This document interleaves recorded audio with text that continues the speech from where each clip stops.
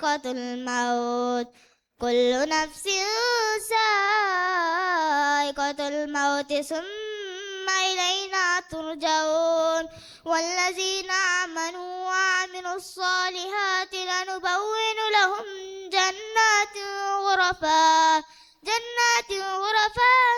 تجري من تحتها الأنهار خالدين فيها نعم أجر العاملين الذين صبروا على ربهم يتوكلون. السلام عليكم ورحمة الله وبركاته.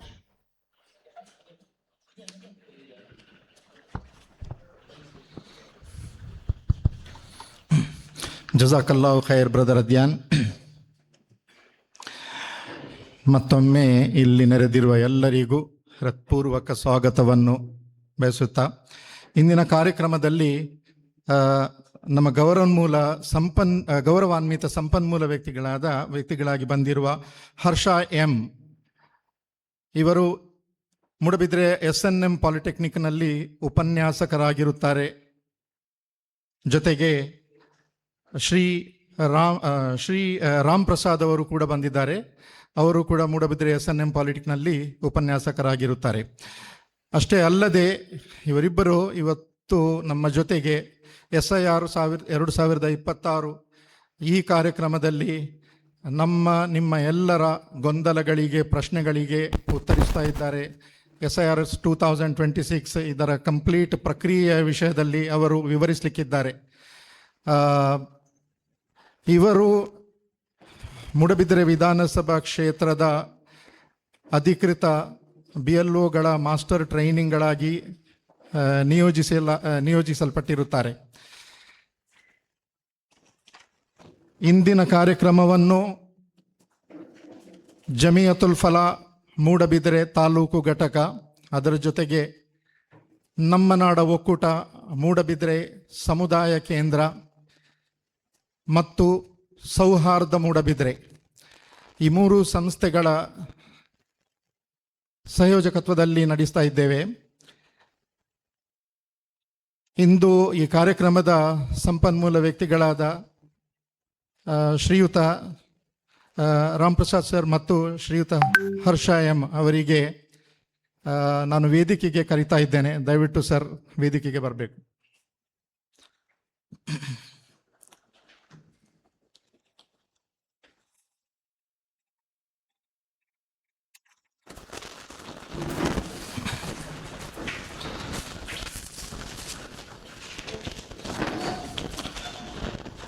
ಇಂದಿನ ಈ ಕಾರ್ಯಕ್ರಮವನ್ನು ಸಕ್ಸಸ್ಫುಲ್ ಆಗಿ ಆಯೋಜಿಸಲಿಕ್ಕೆ ನಮಗೆ ಸುಸಜ್ಜಿತವಾದ ಈ ಆಡಿಟೋರಿಯಂ ಅನ್ನು ಒದಗಿಸಿದ್ದಾರೆ ಮೂಡಬಿದ್ರೆ ಮಹಮ್ಮದಿಯ ಆಂಗ್ಲ ಮಾಧ್ಯಮ ಶಾಲೆಯ ಆಡಳಿತ ಮಂಡಳಿ.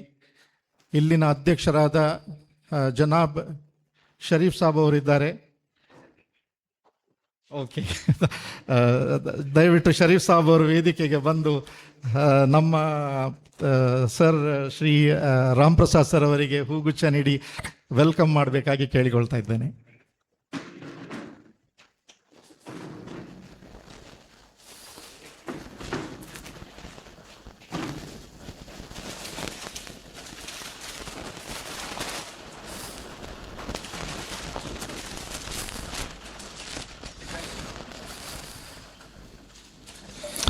ಜಜಾಕಲ್ಲಾಹು ಖೈರ್ ಶರೀಫ್ ಸಾಹೇಬ್ರೆ, ಇನ್ಶಾಅಲ್ಲಾ.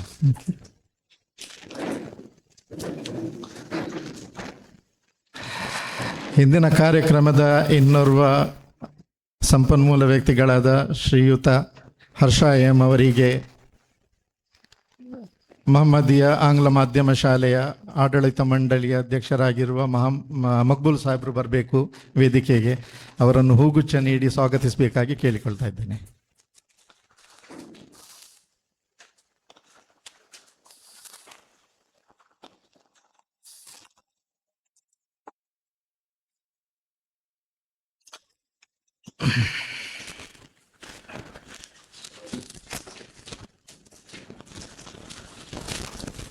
ಜಜಾಕಲ್ಲಾಹು ಖೈರ್. ಇಂದಿನ ಕಾರ್ಯಕ್ರಮದಲ್ಲಿ ನಾವು ಹೆಚ್ಚಿನ ಸಭಾ ಕಾರ್ಯಕ್ರಮಕ್ಕೆ ಒತ್ತು ನೀಡದೆ ನಿಮ್ಮೆಲ್ಲರಲ್ಲಿರುವ ಕ್ವಶನ್ಗಳಿಗೆ ಆನ್ಸರ್ ಕೊಡುವ ಪ್ರಕ್ರಿಯೆಗೆ ಹೆಚ್ಚು ಇಂಪಾರ್ಟೆನ್ಸ್ ಕೊಟ್ಟಿರುತ್ತೇವೆ. ಆದುದರಿಂದ ಕಾರ್ಯಕ್ರಮವನ್ನು ಆದಷ್ಟು ಬೇಗ ನಾವು ಪ್ರಾರಂಭಿಸಲಿಕ್ಕಿದ್ದೇವೆ. ಜೊತೆಗೆ ಈ ಕಾರ್ಯಕ್ರಮವನ್ನು ಲೈವ್ ಪ್ರಸಾರ ಮಾಡ್ತಾ ಇದ್ದೇವೆ. ಸೊ ಅದರ ಉದ್ದೇಶ ಏನಂತ ಹೇಳಿದರೆ NRI ಸದಸ್ಯರು, ನಮ್ಮ NRI ಮೆಂಬರ್ಸ್ಗಳು ಅಥವಾ ನಮ್ಮ ಸಹೋದರರು ಹೊರದೇಶದಲ್ಲಿದ್ದಾರೆ. ಸೊ ಅವರಲ್ಲಿರುವ ಕ್ವಶನ್ಸ್ಗಳಿಗೆ ಕೂಡ ನಾವು ಉತ್ತರವನ್ನು ಕೊಡುವ ಪ್ರಯತ್ನವನ್ನು ಮಾಡ್ತೇವೆ ಇನ್ಶಾಲ್ಲಾ. ಮಹಿಳೆಯರ ಸೆಕ್ಷನ್ನಲ್ಲಿ ಯಾವುದೇ ಕ್ವಶನ್ಸ್ಗಳಿದ್ದರೆ ಅದನ್ನು ಸ್ಲಿಪ್ನಲ್ಲಿ ಬರೆದು ಅಥವಾ ಡೈರೆಕ್ಟಾಗಿ ಕೇಳ್ಬೋದು. ವಾಲಂಟಿಯರ್ಸ್ ಇದ್ದಾರೆ, ಅವರಲ್ಲಿ ಪ್ರಶ್ನೆಯನ್ನು ಸ್ಲಿಪ್ನಲ್ಲಿ ಬರೆದು ಕಳಿಸ್ಕೊಡ್ಬೋದು.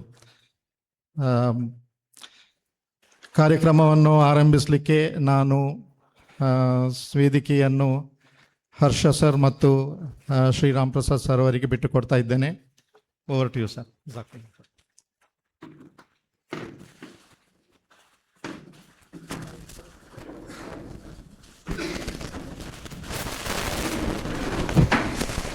ಹಲೋ, ಎಕ್ಸ್ಕ್ಯೂಸ್ ಮೀ, ದಯವಿಟ್ಟು ಕಾರ್ಯಕ್ರಮವನ್ನು ಪ್ರಾಪರ್ ಆಗಿ ಪರ್ಫಾರ್ಮ್ ಮಾಡಬೇಕಾದ್ರೆ ಡಿಸ್ಟರ್ಬೆನ್ಸ್ ಇರಬಾರ್ದು. ಅದಕ್ಕೋಸ್ಕರ ದಯವಿಟ್ಟು ಎಲ್ಲರೂ ಮೊಬೈಲನ್ನು ಸೈಲೆಂಟ್ ಆಗಿ ಇಡಬೇಕಂತ ಕೇಳಿಕೊಳ್ತಾ ಇದ್ದೇನೆ. ಜಜಾಕಲ್ಲಾಹ್ ಖೈರ್.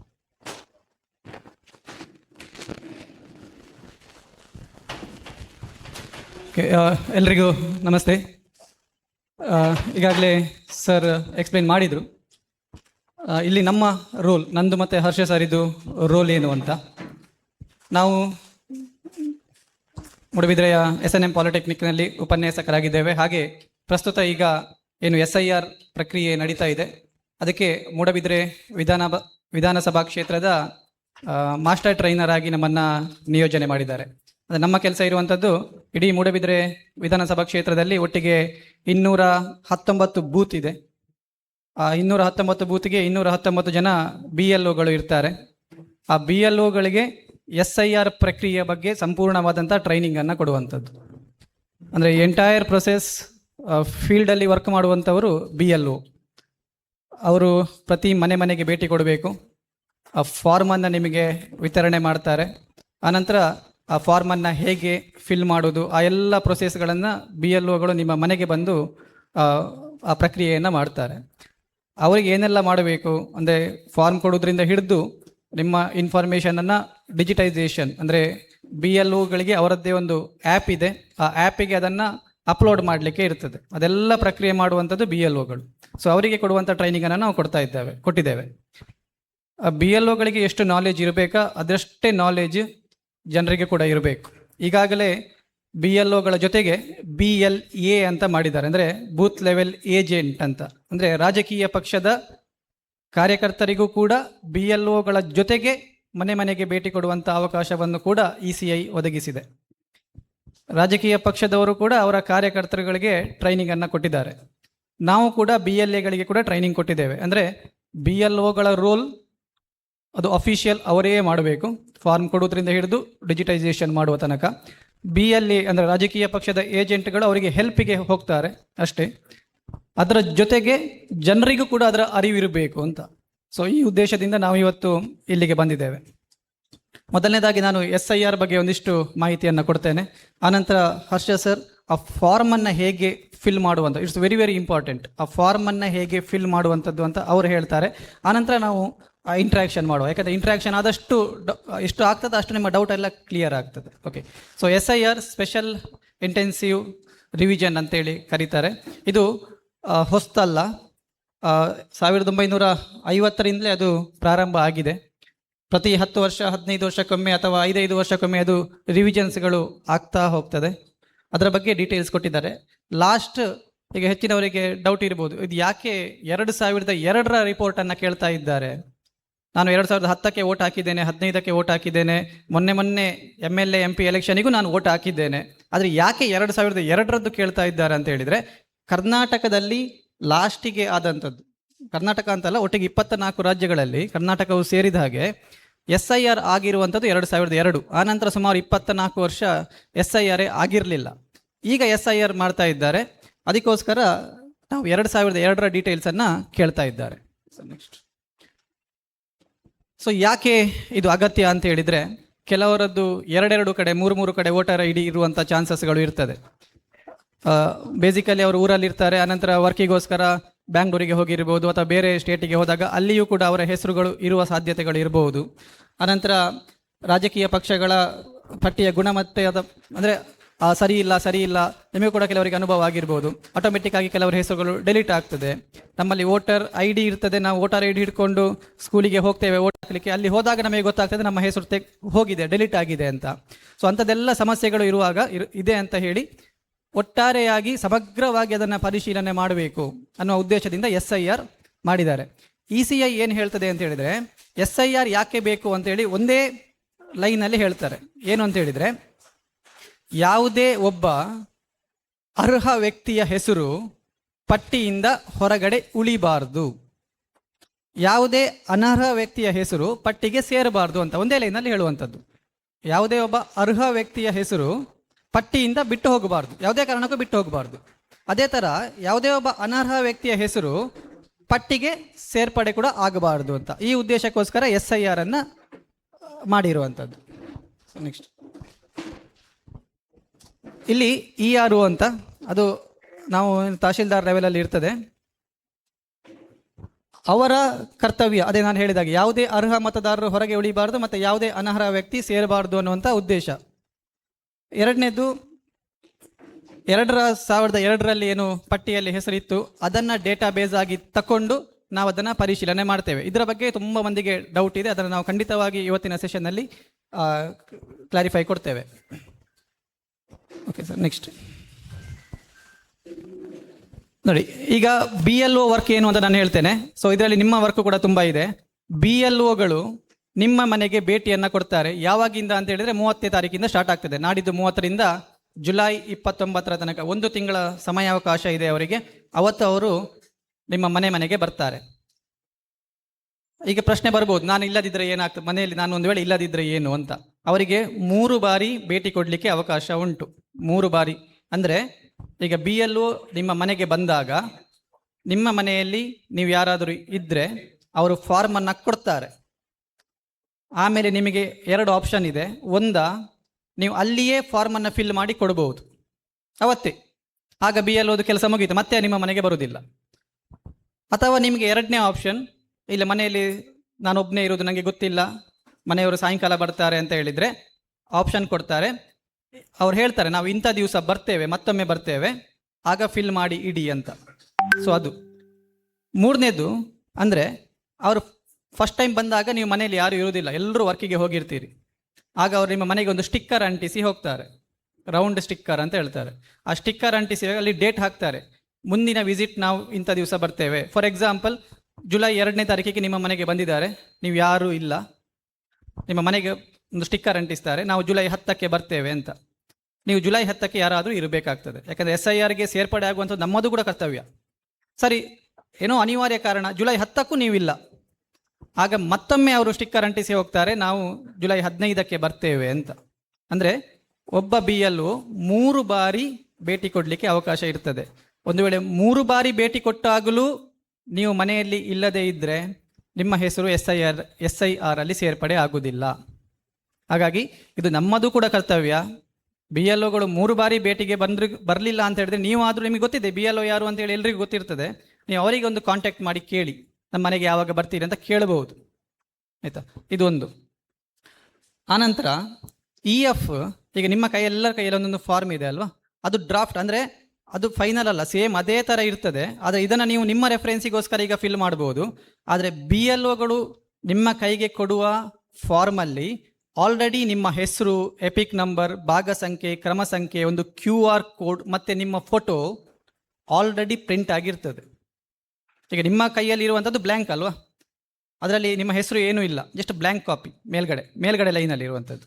ಸೊ ಅದು ಆಲ್ರೆಡಿ ಫಿಲ್ ಆಗಿರ್ತದೆ. ಹಾಗಾಗಿ 2025ಕ್ಕೆ ಮತದಾರರ ಪಟ್ಟಿಯಲ್ಲಿ ಯಾರದೆಲ್ಲ ಹೆಸರು ಇತ್ತು ಅವರ ಎಲ್ಲರ ಫಾರ್ಮ್ ಪ್ರಿಂಟ್ ಆಗಿಯೇ ನಿಮ್ಮ ಮನೆಗೆ ಕೊಡ್ತಾರೆ. 2025ಕ್ಕೆ ಯಾರದೆಲ್ಲ ಹೆಸರು ಮತದಾರರ ಪಟ್ಟಿಯಲ್ಲಿ ಇತ್ತು ಅವರ ಎಲ್ಲರ ಫಾರ್ಮ್ ಪ್ರಿಂಟ್ ಆಗಿ ನಿಮ್ಮ ಮನೆಗೆ ಬರ್ತದೆ, ನಿಮಗೆ ಕೊಡ್ತಾರೆ. ನಿಮ್ಮ ಕೆಲಸ ಇರುವಂಥದ್ದು ಆ ಫಾರ್ಮನ್ನು ಫಿಲ್ ಮಾಡುವಂಥದ್ದು. ಸೊ ಅದನ್ನು ಮತ್ತೆ ಸರ್ ಎಕ್ಸ್ಪ್ಲೈನ್ ಮಾಡ್ತಾರೆ. ಓಕೆ, ಈಗ BLOs ಬಂದರು, ಫಾರ್ಮ್ ಎಲ್ಲ ಕೊಟ್ಟರು, ಮತ್ತು ಸರ್ ಹೇಳಿದಾಗೆ ನೀವು ಫಾರ್ಮನ್ನೆಲ್ಲ ಫಿಲ್ ಮಾಡ್ತೀರಿ, ಕೊಡ್ತೀರಿ. ಕೊಟ್ಟ ನಂತರ ಒಂದು ವೇಳೆ ಆ ಡಾಕ್ಯುಮೆಂಟ್ಗಳು ಮ್ಯಾಚ್ ಆಗದೇ ಇದ್ದರೆ ಅಥವಾ ನೀವು ತಪ್ಪು ಇನ್ಫಾರ್ಮೇಷನ್ ಕೊಟ್ಟರೆ, ಯಾರೂ ಉದ್ದೇಶಪೂರ್ವಕವಾಗಿ ತಪ್ಪು ಕೊಡೋದಿಲ್ಲ, ಕ್ರಮ ಸಂಖ್ಯೆ 256 ಅಂತ ಬರೆಯುವಲ್ಲಿ ನೀವು ಬೈ ಮಿಸ್ಟೇಕ್ 276 ಅಂತ ಬರೆದಿರಬಹುದು. ಅಂಥದ್ದೇನಾದರೂ ತಪ್ಪು ಎಂಟ್ರಿ ಆದರೆ ಅದನ್ನು ಸರಿಪಡಿಸಲಿಕ್ಕೆ ಕೂಡ ನಿಮಗೆ ಅವಕಾಶಗಳು ಇದೆ. ಸೊ ನೆಕ್ಸ್ಟ್, ಸೊ ಈ SIR ಪ್ರಕ್ರಿಯೆ ಯಾವ ಥರ ಆಗ್ತದೆ ಅಂತ ಹೇಳಿದರೆ, ಫಸ್ಟಿಗೆ ಇರುವಂಥದ್ದು ತರಬೇತಿ ಮತ್ತು ಮುದ್ರಣ ಅಂತ. ಅದು ಆಲ್ರೆಡಿ ಆಗಿದೆ, ಪ್ರಿಂಟ್ ಆಗಿದೆ, ನಿಮ್ಮ ಫಾರ್ಮ್ ಎಲ್ಲ ಪ್ರಿಂಟ್ ಆಗಿ ಈಗ BLO ಕೈಯಲ್ಲಿ ಇದೆ ಅಥವಾ VA ಅವರ ಕೈಯಲ್ಲಿ ಇರ್ತದೆ. ಬಹುಶಃ ನಾಳೆ ಅಥವಾ ನಾಡಿದ್ದು ಫಾರ್ಮ್ ಕೊಡ್ಬೋದು ಯಾರಿಗೆ, BLOಗಳಿಗೆ. ಆನಂತರ ಇರುವಂಥದ್ದು ಗಣತಿ ಹಂತ ಅಂತ. It's very important. 1 ತಿಂಗಳ ಟೈಮ್ ಇದೆ. ಆ 1 ತಿಂಗಳ ಟೈಮಲ್ಲಿ BLOಗಳು ನಿಮ್ಮ ಮನೆಗೆ ಬರ್ತಾರೆ. ಬಂದ ನಂತರ ಅಲ್ಲಿ ರ್ಯಾಷನಲೈಸೇಷನ್ ಆಫ್ ಪೋಲಿಂಗ್ ಸ್ಟೇಷನ್ ಅಂತ, ಅದು ತಹಶೀಲ್ದಾರರ ಹಂತದಲ್ಲಿ ಬರುವಂಥದ್ದು. ಅಂದರೆ ನಿಮಗೆ ಗೊತ್ತಿದೆ, ಒಂದು ಮತಗಟ್ಟೆಯಲ್ಲಿ 1200 ವೋಟರ್ಸ್ ಮ್ಯಾಕ್ಸಿಮಮ್ ಇರ್ಬೋದು. ಒಂದು ವೇಳೆ ಈಗ ಕೋಟೆಬಾಗಿಲು ಅಂತ ಇದ್ದರೆ, ಕೋಟೆಬಾಗಿಲಲ್ಲಿ 1200 ವೋಟರ್ಸ್ ಇದ್ದರೆ ಓಕೆ. 1300 ವೋಟರ್ಸ್ ಆದರೆ ಆ ಕೋಟೆಬಾಗಿಲು 1, 2 ಅಂತೇಳಿ ಡಿವೈಡ್ ಮಾಡ್ತಾರೆ. ಸೊ ಅದು ನಮಗೇನು ಅಗತ್ಯ ಇಲ್ಲ, ಅದು ತಹಶೀಲ್ದಾರ್ ಹಂತದಲ್ಲಿ ಆಗ್ತದೆ. ಇದೆಲ್ಲ ಆದ ನಂತರ ಒಂದು ಡ್ರಾಫ್ಟ್ ಕಾಪಿ ಜನರೇಟ್ ಮಾಡ್ತಾರೆ, ಅಂದರೆ ಮತದಾರರ ಒಂದು ಪಟ್ಟಿಯನ್ನು ಜನರೇಟ್ ಮಾಡ್ತಾರೆ. ಈಗ ನಮ್ಮ ಡ್ಯೂಟಿ ತುಂಬ ಇಂಪಾರ್ಟೆಂಟ್. BLO ಬಂದರು, ಫಾರ್ಮ್ ಕೊಟ್ಟರು, ನಾನು ಫಿಲ್ ಮಾಡಿದೆ, ರಿಟರ್ನ್ ಕೊಟ್ಟೆ, ನನ್ನ ಹೆಸರು ಬಂತು ಅಂತ ಸುಮ್ಮನೆ ಕೂತ್ಕೊಳ್ಳೋದಲ್ಲ. ಒಂದು ಡ್ರಾಫ್ಟ್ ಕಾಪಿಯನ್ನು ರಿಲೀಸ್ ಮಾಡ್ತಾರೆ. ಅದು ವೆಬ್ಸೈಟಲ್ಲೂ ಸಿಗ್ತದೆ, ಮತ್ತು ನಿಮ್ಮ ಪಂಚಾಯತ್ ಆಫೀಸಲ್ಲೂ ಸಿಗ್ತದೆ, ಮತ್ತು BLO ಹತ್ರನೂ ಕೂಡ ಇರ್ತದೆ. ಸೊ ಈಗ ನೀವು ಅಲ್ಲಿ ಹೋಗಿ ಚೆಕ್ ಮಾಡಬೇಕು, ನನ್ನ ಹೆಸರು ಇದೆಯಾ ಅಂತ. ಇದು ಫೈನಲ್, ಅಂದರೆ ಡ್ರಾಫ್ಟ್ ಇದೆಯಾ ಅಂತ ಚೆಕ್ ಮಾಡಬೇಕು. ಇದ್ದರೆ ಓಕೆ, ಫೈನಲ್ ಆಗ್ತದೆ. ನಿಮ್ಮ ಹೆಸರು, ನೀವು ಫಾರ್ಮ್ ಕೊಟ್ಟಿದ್ದೀರಿ, 2001ರಲ್ಲಿ ನಿಮ್ಮ ಹೆಸರು ಇತ್ತು, 2025ರಲ್ಲಿ ಸಹ ನೀವು ವೋಟ್ ಹಾಕಿದ್ದೀರಿ ಅಥವಾ ನಿಮ್ಮ ಲಿಸ್ಟ್ ಇತ್ತು, ಫಾರ್ಮ್ ಕೂಡ ನಿಮಗೆ ಸಿಕ್ಕಿದೆ, ನೀವು ಫಿಲ್ ಮಾಡಿ ರಿಟರ್ನ್ ಕೊಟ್ಟಿದ್ದೀರಿ. ಒಂದು ವೇಳೆ 99.9% ಇದ್ದೇ ಇರ್ತದೆ. ಇನ್ ಕೇಸ್ ಎಲ್ಲಿ ಅದು ಬಿಟ್ಟು ಹೋದರೆ ನಿಮಗೆ ಆಕ್ಷೇಪಣೆ ಅಂತ ಸಲ್ಲಿಸಲಿಕ್ಕೆ ಪುನಃ 1 ತಿಂಗಳು ಟೈಮ್ ಇರ್ತದೆ. ಪುನಃ BLO ಹತ್ರನೇ ಹೇಳಬೇಕು, ಅಲ್ಲೊಂದು ಫಾರ್ಮ್ ಕೊಡ್ತಾರೆ, ಆಕ್ಷೇಪಣೆ ಬರೆದು ಕೊಡಬೇಕು, ನನ್ನ ಹೆಸರು ಇಲ್ಲ ಅಂತ. ಮತ್ತೆ ಪುನಃ ಅದು ವೆರಿಫೈ ಆಗ್ತದೆ. ವೆರಿಫೈ ಆದ ನಂತರ, ವೆರಿಫೈ ಆಗುವಂಥದ್ದು ಇಲ್ಲಿ ಹಕ್ಕುಗಳು ಮತ್ತು ಆಕ್ಷೇಪಣೆಗಳು ಅಂತ ನೀವು BLOಗೆ ಕೊಡಬೇಕು. BLO ಅದನ್ನು ತಹಶೀಲ್ದಾರ್ ಆಫೀಸಿಗೆ ಮುಟ್ಟಿಸ್ತಾರೆ. ತಹಶೀಲ್ದಾರ್ ಆಫೀಸಲ್ಲಿ ಪುನಃ ಆದರೂ ವೆರಿಫೈ ಮಾಡ್ತಾರೆ, ಇಂಥವ್ರದ್ದು ಯಾಕೆ ಬಿಟ್ಟು ಹೋಯಿತು ಅಂತೇಳಿ. ಸೊ ಬೈ ಮಿಸ್ಟೇಕ್ ಏನಾದರೂ ಬಿಟ್ಟು ಹೋದರೆ ಆ್ಯಡ್ ಮಾಡ್ತಾರೆ, ಅಥವಾ ಏನಾದರೂ ಮಿಸ್ ಮ್ಯಾಚ್, ನಾನು ಆಗ ಹೇಳಿದೆ ಅಲ್ಲ, ನಿಮ್ಮ ಹೆಸರು 276 ಅಂತ ಇತ್ತು, ನೀವು ಕೊಡುವಾಗ 296 ಆಗಿದೆ, ಆಗ ನಿಮ್ಮನ್ನು ಕರೆಸ್ತಾರೆ. ಅವರು ಕರೆಸಿ ಫೇಸ್ ಟು ಫೇಸ್ ಅಲ್ಲಿ ವಿಚಾರಣೆ ಆಗ್ತದೆ, ಮತ್ತೆ ಅದನ್ನು ಸರಿಪಡಿಸಿ ಫೈನಲ್ ಮತದಾರರ ಪಟ್ಟಿ ಸಿದ್ಧ ಆಗ್ತದೆ. ಇದಿಷ್ಟು ಪ್ರೊಸೆಸ್ ಇರುವಂಥದ್ದು. ಇದರ ಬಗ್ಗೆ ಏನಾದ್ರು ಡೌಟ್ಸ್ ಇದ್ದರೆ ಮತ್ತೆ ಇಂಟ್ರಾಕ್ಷನ್ ಮಾಡುವ. ಸೊ ಇದೆಲ್ಲ ಟ್ರೈನಿಂಗ್ಗಳು ನಾನು ಆಗ ಹೇಳಿದಾಗೆ BLOಗಳಿಗೆ ನಾವು ಟ್ರೈನಿಂಗ್ ಕೊಟ್ಟಿದ್ದೇವೆ. BLA ಅವರಿಗೆ ಟ್ರೈನಿಂಗ್ ಆಗಿದೆ, ತಹಶೀಲ್ದಾರ ಲೆವೆಲಲ್ಲಿ ಟ್ರೈನಿಂಗ್ ಆಗಿದೆ, DC ಆಫೀಸಲ್ಲಿ ಟ್ರೈನಿಂಗ್ ಆಗಿದೆ. ಹಾಗಾಗಿ ಈಗ BLOಗಳಿಗೆ ಈ ಪ್ರೊಸೆಸ್ ಕಂಪ್ಲೀಟ್ ಆಗಿ ಅರ್ಥ ಆಗಿದೆ. ಅವರಿಗೆ ಯಾವುದೇ ಅಂಥ ದೊಡ್ಡ ಮಟ್ಟದ ಗೊಂದಲಗಳು ಇಲ್ಲ.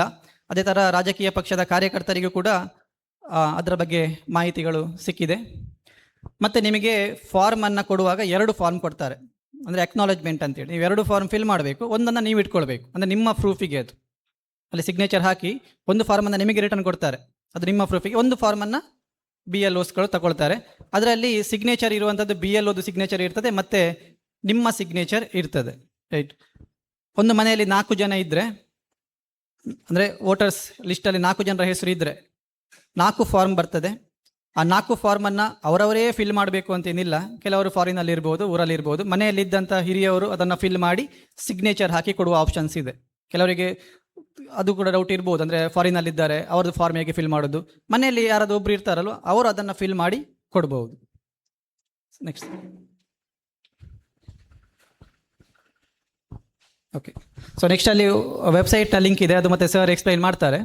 ನೆಕ್ಸ್ಟ್, ಸೊ ಇದನ್ನು ನಾನು ಹೇಳಿದೆ, ಬೀಗ ಹಾಕಿದರೆ ಅವರು ಒಟ್ಟಿಗೆ 3 ಸಲ ಬರಲೇಬೇಕು ಅಂತ. ಹಾಗಾಗಿ ಏನು ಗಾಬರಿ ಆಗಬೇಕು ಅಂತ ಏನಿಲ್ಲ, 3 ಸಲ ಬರ್ತಾರೆ. ಮತ್ತು ಹೊಸ ಮತದಾರರು ನಿಮ್ಮ ಮನೆಯಲ್ಲಿ ಇದ್ದರೆ, ಅಂದರೆ 18 ಇಯರ್ಸ್ ಏಜ್ ಆಗಬೇಕು. ಯಾವಾಗ ಅಂತ ಹೇಳಿದರೆ, ನಾಡಿದ್ದು ಅಕ್ಟೋಬರ್ 1ನೇ ತಾರೀಕಿಗೆ 2026 ಅಕ್ಟೋಬರ್ 1ಕ್ಕೆ 18 ವರ್ಷ ಆಗ್ತದೆ ಅಂತ ಇದ್ದರೆ ಅವರನ್ನು ಕೂಡ ನಾಡಿದ್ದೇ ನೀವು ಸೇರ್ಪಡೆ ಮಾಡ್ಬೋದು. ಅದಕ್ಕೆ ಫಾರ್ಮ್ 6 ಅಂತೇಳಿ BLO ಕೊಡ್ತಾರೆ. ಆ ಫಾರ್ಮ್ 6 ಫಿಲ್ ಮಾಡಬೇಕು, ಕೊಡಬೇಕು. ನಾಡಿದ್ದು ಅವರ ಹೆಸರು ವೋಟರ್ ಇದು ಲಿಸ್ಟಿಗೆ ಸೇರ್ಪಡೆ ಆಗ್ತದೆ. ಒಂದು ಗಮನವಿಟ್ಟು ಕೇಳಿ, EF ಫಾರ್ಮ್ ನಿಮ್ಮ ಕೈಯಲ್ಲಿ ಏನಿದೆ ಅಂಥದ್ದೇ ಫಾರ್ಮ್ BLO ಕೊಡ್ತಾರಲ್ಲ, ಅದನ್ನು ಫಿಲ್ ಮಾಡಿ ಕೊಡುವಾಗ ಯಾವುದೇ ದಾಖಲೆಗಳನ್ನು ಕೊಡಲಿಕ್ಕೆ ಇಲ್ಲ, ಯಾವ ದಾಖಲೆಯನ್ನು ಕೂಡ ಕೊಡಲಿಕ್ಕೆ ಇಲ್ಲ. ಅಲ್ಲಿ ಇರುವಂಥದ್ದನ್ನು ಮಾತ್ರ ಫಿಲ್ ಮಾಡಿ ಕೊಡಬೇಕು.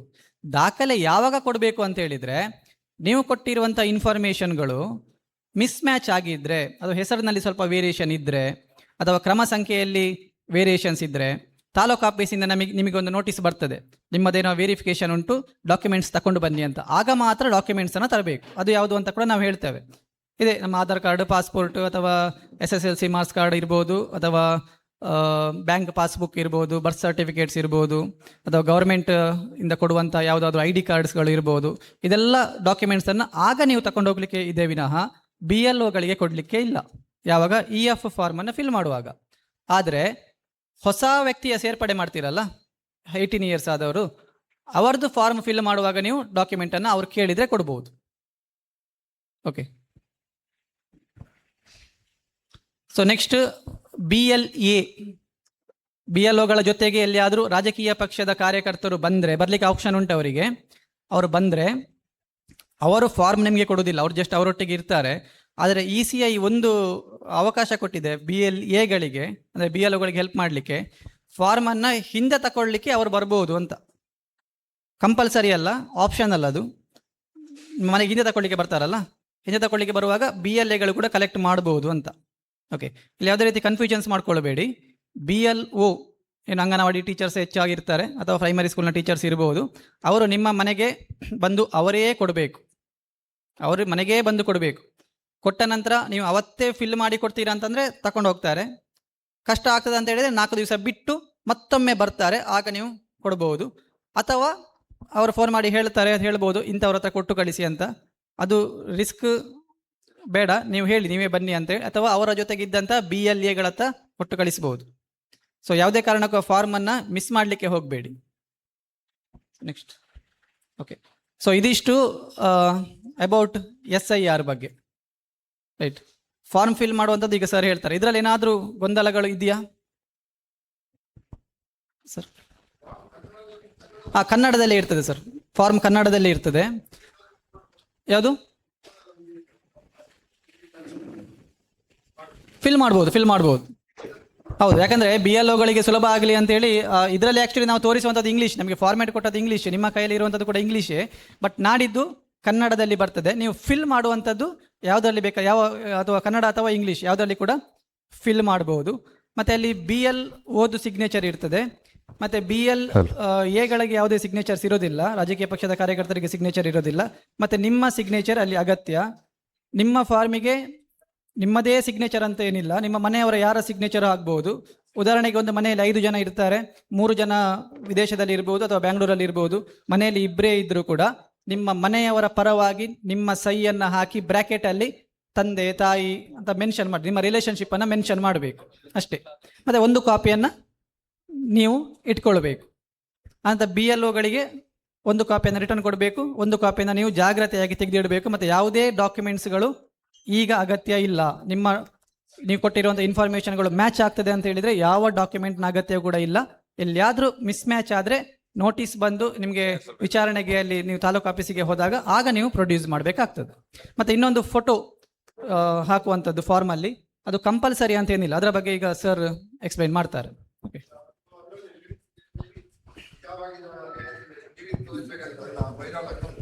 ಅದು ಕರೆಕ್ಟಾ? ಇಲ್ಲ, ಮುಖ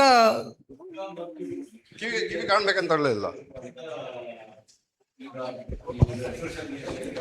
ನಮಗೆ ಅಧಿಕೃತವಾಗಿ ಅಂತದ್ದು ಯಾವುದು ಹೇಳಲಿಲ್ಲ. ನಮಗೆ ಹೇಳಿರುವಂಥದ್ದು ಏನಂತಂದ್ರೆ ಮುಖ ಐಡೆಂಟಿಫೈ ಆಗಬೇಕು ಅಂತ ಅಷ್ಟೇ.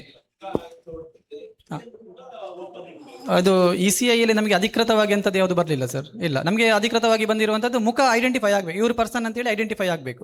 ಮತ್ತು ಆಲ್ರೆಡಿ ಈಗ ದಕ್ಷಿಣ ಕನ್ನಡದ ನಾನು ಹೇಳ್ತಾ ಇರುವಂಥದ್ದು, ದಕ್ಷಿಣ ಕನ್ನಡದಲ್ಲಿ ಆಲ್ರೆಡಿ ಮ್ಯಾಪಿಂಗ್ ಅಂತ ಮಾಡಿದ್ದಾರೆ. ನಿಮಗೆ BLOಗಳು ಅವತ್ತು ಬಂದೆಲ್ಲ ಮ್ಯಾಪಿಂಗ್ ಮಾಡಿದ್ದಾರೆ. ಹಾಗಾಗಿ ಆ ಡಾಕ್ಯುಮೆಂಟ್ಸ್ಗಳು ಆಲ್ಮೋಸ್ಟ್ ಎಲ್ಲರದ್ದು ಸರಿ ಇರ್ತದೆ. ಮತ್ತು ಆ ಪ್ರಿಂಟೆಡ್ ಫಾರ್ಮ್ ಇದೆ ಅಲ್ಲ, ಆ ಫಾರ್ಮಲ್ಲಿ ಫೋಟೋ ಆಲ್ರೆಡಿ ಇರ್ತದೆ. ಒಂದು ವೇಳೆ ನಿಮಗೆ ಅಯ್ಯೋ ಫೋಟೋ ಸರಿ ಇಲ್ಲ ಅಂತ ಅನಿಸಿದರೆ ಮಾತ್ರ ಎಕ್ಸ್ಟ್ರಾ ಫೋಟೋ ಕೊಡ್ಬೋದು. ಅದು ಬ್ಲರ್ ಬಂದಿದೆ ಅಥವಾ ತುಂಬ ಹಳೆ ಫೋಟೋ ಹೊಸ್ತು ಕೊಡುವ ಅಂತ ಏನಾದ್ರು ಅನಿಸಿದರೆ ಮಾತ್ರ ಕೊಡ್ಬೋದೇ ವಿನಃ ಫೋಟೋ ಕಡ್ಡಾಯ ಅಲ್ಲ. ಕಡಿತಾರೆ, ನೀವು ಕೊಡದಿದ್ರೆ ಆಯಿತು, ನಿಮಗೆ ನಿಮ್ಮ ಇಷ್ಟ, ಅದು ಕಂಪಲ್ಸರಿ ಅಂತ ಇಲ್ಲ. ಮತ್ತು ಅಲ್ಲಿ ಫಾರ್ಮಲ್ಲಿ ಕೂಡ ಆಧಾರ್ ನಂಬರ್ ಎಲ್ಲ ಕಂಪಲ್ಸರಿ ಅಂತ ಇಲ್ಲ, ಸರ್ಗೆ ಹೇಳ್ತಾರೆ ಅದನ್ನು. ಸೊ ಫೋಟೋ ನಿಮಗೆ ಅನ್ನಿಸ್ತು ನನಗೆ ಅದು ಓಲ್ಡ್ ಆಯಿತು, ಇನ್ ಕೇಸ್ ರಾಂಗ್ ಫೋಟೋ ಅಂಥದ್ದು ಬರಲಿಕ್ಕಿಲ್ಲ, ರಾಂಗ್ ಫೋಟೋ ಇದ್ದರೆ ಕಡ್ಡಾಯ ಕೊಡಬೇಕು, ಇಲ್ಲ ಫೋಟೋ ನನ್ನದೇ ಸಾಕು ಅಂತಂದರೆ ಫೈನ್, ಅದೇನು ಕಡ್ಡಾಯ ಇಲ್ಲ. ಸರ್ ಇದು ಬ್ಯಾಕ್ ಗ್ರೌಂಡ್ ಯಾವ್ದಾದ್ರು ವೈಟ್ ಇರ್ಬೇಕಾ? ಬ್ಲಾಕ್ ಸರ್ ಅಂಥದ್ದೇನು ಇಲ್ಲ, ಏನಿಲ್ಲ. ಒಟ್ಟಾರೆ ಆ ಫೋಟೋ ನೋಡಿದಾಗ ಆ ಪರ್ಸನ್ ಐಡೆಂಟಿಫೈ ಆದರೆ ಆಯಿತು ಅಷ್ಟೇ.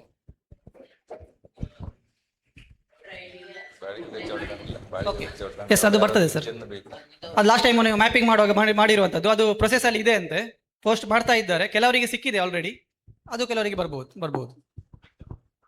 ಸರ್ ಒಂದು ಕ್ವಶನ್ ಇಲ್ಲಿ, ಬಾಡಿಗೆ ಮನೆಯಲ್ಲಿದ್ದಾರೆ ಅವರು, ಅವ್ರದ್ದು ಅಡ್ರೆಸ್ ಎಲ್ಲ ಮುಂಚಿನ ಹಳೆ ಮನೆಯಲ್ಲಿದೆ, ಆಗ ಬಾಡಿಗೆ ಮನೆ ಇದ್ದಲ್ಲಿಗೆ BLOಗಳು ಬರ್ತಾರಾ ಅಲ್ವಾ ಹಳೆ ಮನೆಗೆ ಬರ್ತಾರಾ ಅಂತ? ಈಗ ವೋಟರ್ ಐಡಿಯಲ್ಲಿ ಅಡ್ರೆಸ್ ಇರೋದು ಹಳೆ ಮನೆಯದು ಅಲ್ಲ, ಅವರ ಮತದಾರರ ಈಗ BLOಗಳಿಗೆ ಯಾರ ಮನೆಗೆ ಹೋಗ್ತಾರೆ ಅಂತ ಹೇಳಿದ್ರೆ, ಯಾರ ಹೆಸರಿನಲ್ಲಿ ಫಾರ್ಮ್ ಪ್ರಿಂಟ್ ಆಗಿದೆ ಅವರ ಮನೆಗೆ ಮಾತ್ರ ಹೋಗುವಂಥದ್ದು.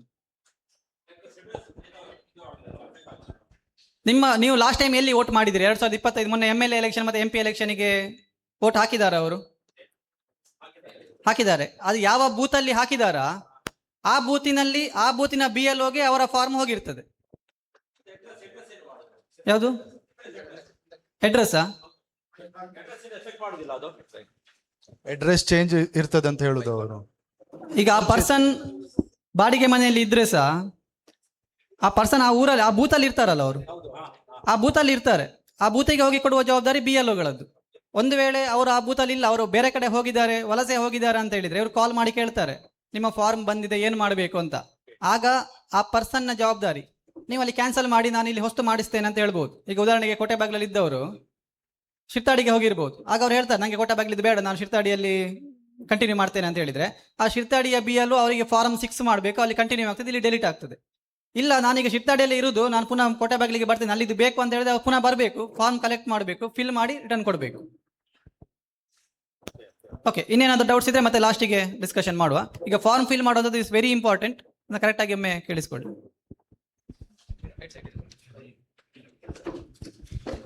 Thank you sir. ಎಲ್ರಿಗೂ ನಮಸ್ಕಾರ. ಈಗಾಗಲೇ ನಿಮ್ಮ ಕೈಯಲ್ಲಿ ಒಂದು ಸ್ಯಾಂಪಲ್ EF ಫಾರ್ಮ್ ನಾನು ನೋಡ್ತಾ ಇದ್ದೇನೆ, ಬಂದಾಗಲೇ ನಿಮ್ಮ ಈ ಆಯೋಜಕರು ನಿಮ್ಮ ಕೈಯಲ್ಲಿ ಆಲ್ರೆಡಿ ಕೊಟ್ಟಿದ್ದಾರೆ.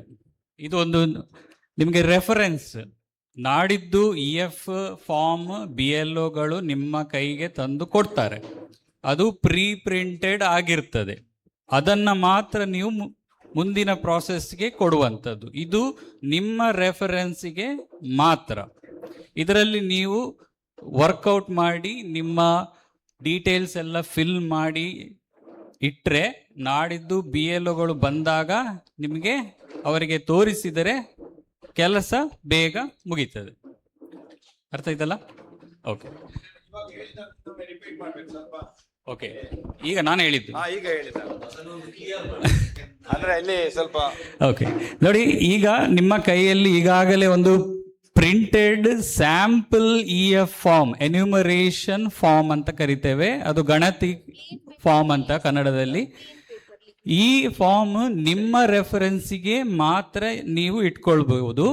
ನಾಡಿದ್ದು 30 ತಾರೀಕಿನ ನಂತರ BLOರವರು ನಿಮ್ಮ ಮನೆಗೆ ಭೇಟಿ ಕೊಟ್ಟು ಪ್ರಿಂಟೆಡ್ ಅಂದರೆ ಅದರಲ್ಲಿ ಕೆಲವು ನಿಮ್ಮ ಮಾಹಿತಿಗಳು ಅದರಲ್ಲಿ ಆಲ್ರೆಡಿ ಪ್ರಿಂಟ್ ಆಗಿರ್ತದೆ, ಅದರ ಸ್ಯಾಂಪಲ್ ನಾನು ತೋರಿಸ್ತೇನೆ. ಆ ಫಾರ್ಮನ್ನು ಮಾತ್ರ ನೀವು ಹಿಂತಿರುಗಿಸಬೇಕು. ಯಾರಿಗೆ? BLOಗಳಿಗೆ ಹಿಂತಿರುಗಿಸಬೇಕು. ನಿಮ್ಮ ಉಳಿದ ಮಾಹಿತಿಗಳನ್ನು ಫಿಲ್ ಮಾಡಿ. ನಿಮ್ಮ 2025ರಲ್ಲಿ ನೀವು ಏನು ವೋಟರ್ ಲಿಸ್ಟ್ನಲ್ಲಿ ಮಾಹಿತಿ ಇರ್ತದೆ ಅದು ಮಾತ್ರ ಆ ಫಾರ್ಮಲ್ಲಿ ಪ್ರಿಂಟ್ ಆಗಿರ್ತದೆ. ಉಳಿದ SIRಗೆ ಸಂಬಂಧಪಟ್ಟ ಮಾಹಿತಿಗಳೇನಿರ್ತದೆ ಅದು ಪ್ರಿಂಟ್ ಆಗಿರುವುದಿಲ್ಲ. ನೀವು ಕೆಲವೊಂದು ದಾಖಲೆಗಳನ್ನು ನೋಡಿ, ವೆಬ್ಸೈಟ್ಗಳನ್ನು ನೋಡಿ ಕೆಲವೊಂದು ಮಾಹಿತಿಗಳನ್ನು ತುಂಬಲಿಕ್ಕೆ ಇರ್ತದೆ. ಅದು ಆ ಫಾರ್ಮನ್ನು ನೀವು ನಿಮ್ಮ BLOಗಳಿಗೆ ಹಿಂತಿರುಗಿಸಬೇಕು. ಮತ್ತು ಇನ್ನೊಂದು ವಿಚಾರ, ಒಂದು ವೇಳೆ ನೀವು ಹಿಂತಿರುಗಿಸುವಂತಹ ಫಾರ್ಮ್ ನೀವು BLAಗಳಿಗೆ ಕೊಟ್ಟರೆ ಅವರು ಸೈನ್ ಮಾಡಲಿಕ್ಕಿಲ್ಲ, ಅವರು ಕೊಂಡೋಗಿ BLOಗಳಿಗೆ ಕೊಟ್ಟು ಅವರು ಅದನ್ನು ಪರಿಷ್ಕರಿಸಿ ಅವರು ಸೈನ್ ಮಾಡಬೇಕು. ಅದಕ್ಕೆ ಆ BLOಗಳು ಸೈನ್ ಮಾಡಿದ ಕಾಪಿ ಏನಿದೆ 2 ಕಾಪಿ ಬರ್ತದೆ. ಸರ್ ಆಲ್ರೆಡಿ ಹೇಳಿದರು, ಒಂದು ಮತದಾರನಿಗೆ 2 EF ಫಾರ್ಮ್ ಪ್ರಿಂಟ್ ಆಗ್ತದೆ. ಓಕೆ, ಅದರಲ್ಲಿ ಒಂದು ನಿಮ್ಮ ಕಾಪಿ, ಇನ್ನೊಂದು BLOಗಳಿಗೆ ಹಿಂತಿರುಗಿಸುವಂಥ ಕಾಪಿ. ಓಕೆ, ಈಗ BLOಗಳಿಗೆ ನೀವು ನೇರವಾಗಿ ಕೊಟ್ಟರೆ ಅವರು ಅಲ್ಲೇ ನಿಮಗೆ ಸಹಿ ಮಾಡಿ ಅಟೆಸ್ಟ್ ಅಂದರೆ ರಿಸೀವ್ಡ್ ಅಂತೇಳಿ ಹಾಕಿ ನಿಮಗೆ ಹಿಂತಿರುಗಿಸ್ತಾರೆ, ಒಂದು ಕಾಪಿಯನ್ನು ನಿಮಗೆ ಕೊಡ್ತಾರೆ. ಒಂದು ವೇಳೆ ನೀವು BLAಗಳಿಗೆ ಕೊಟ್ಟರೆ ಅದು BLOಗಳಿಗೆ ಸೇರಿದೆ, BLO ಅವರು ಸಹಿ ಮಾಡಿ ಒಂದು ಕಾಪಿಯನ್ನು BLAಗಳಿಗೆ ಹಿಂತಿರುಗಿಸುತ್ತಾರೆ, ಆ ಕಾಪಿ ನಿಮ್ಮ ಕೈಗೆ ಸೇರಬೇಕು, ಆ ಜವಾಬ್ದಾರಿ ನಿಮ್ಮದು.